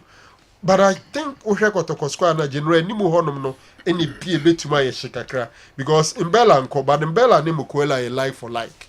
Okay. In Fege, then they have Samuel Boateng Okocha. So Samuel Boateng Okocha in Bella in Fege last season only dominated teams, you know. At least in Bella and Ephraim, now Mukwela is there. So all things being equal, any Muhonu could be sharp. A chirahon in Mua Tutu Kakra, any Finfi Honum. Let's hope and pray, say because the last time I checked, now basically they are done with the formalities. Ewa flower border or more a remo to go now from Domania Benin. Yeah, we should almost see Monday, the MC Benya a lot about the game. Mr. Alex Cote is good. It's good you are enhancing the referees with communication gadgets, but is it what they need most now as a league is starting this weekend? It's very ridiculous. The FA has mandated the referees to sign integrity forms while they are still owing the referees, and the referees will pay 50% of their STC transportation and pay their own accommodation. What kind of system is this? We are preaching our referees. We are preaching our referees should be fair, and by this, they will continue to make the headlines every weekend. But I support CK Akono 100%. It should take them to CAS. Ababio Michael at the end of Andy Kem. You know, well, Mimi Sika and Kakase and Kameko. How do you say FIFA? I will not be thinking of would you be can all the FIFA and just in front of you, the Rango. So do bika now the FIFA or course wakwa jinisika and yes all the FIFA chesem for the which the same for World Cup crowd. Debbie. It is an issue of competence as against a cow managing. And you penning phone ya do say you tria. Ya can say no matter ministry no. I didn't call my no. And the ministry no. A ministry as a moka FA no so ministry na say dey say tria moka FA no so say ono dey go to ministry coach bia in Janaka this aye twema mentrisa court nsem sa ntokwa ansa na motueska I didn't know what you didn't know oh god me kai kwesi I will.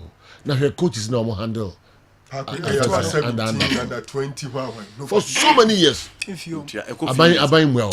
Omo den ko se jindro omo e ko demonstrate ti aban no.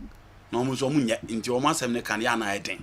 But see so omo nya kra, we should be responsible. No se van ko si aka, ya sha se kan asem we wo February me kai pa.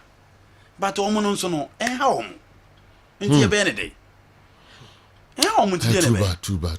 Eti sika on fan coffee fa no nkonko jini sika. We nya obi abontoma mu be pache obi a.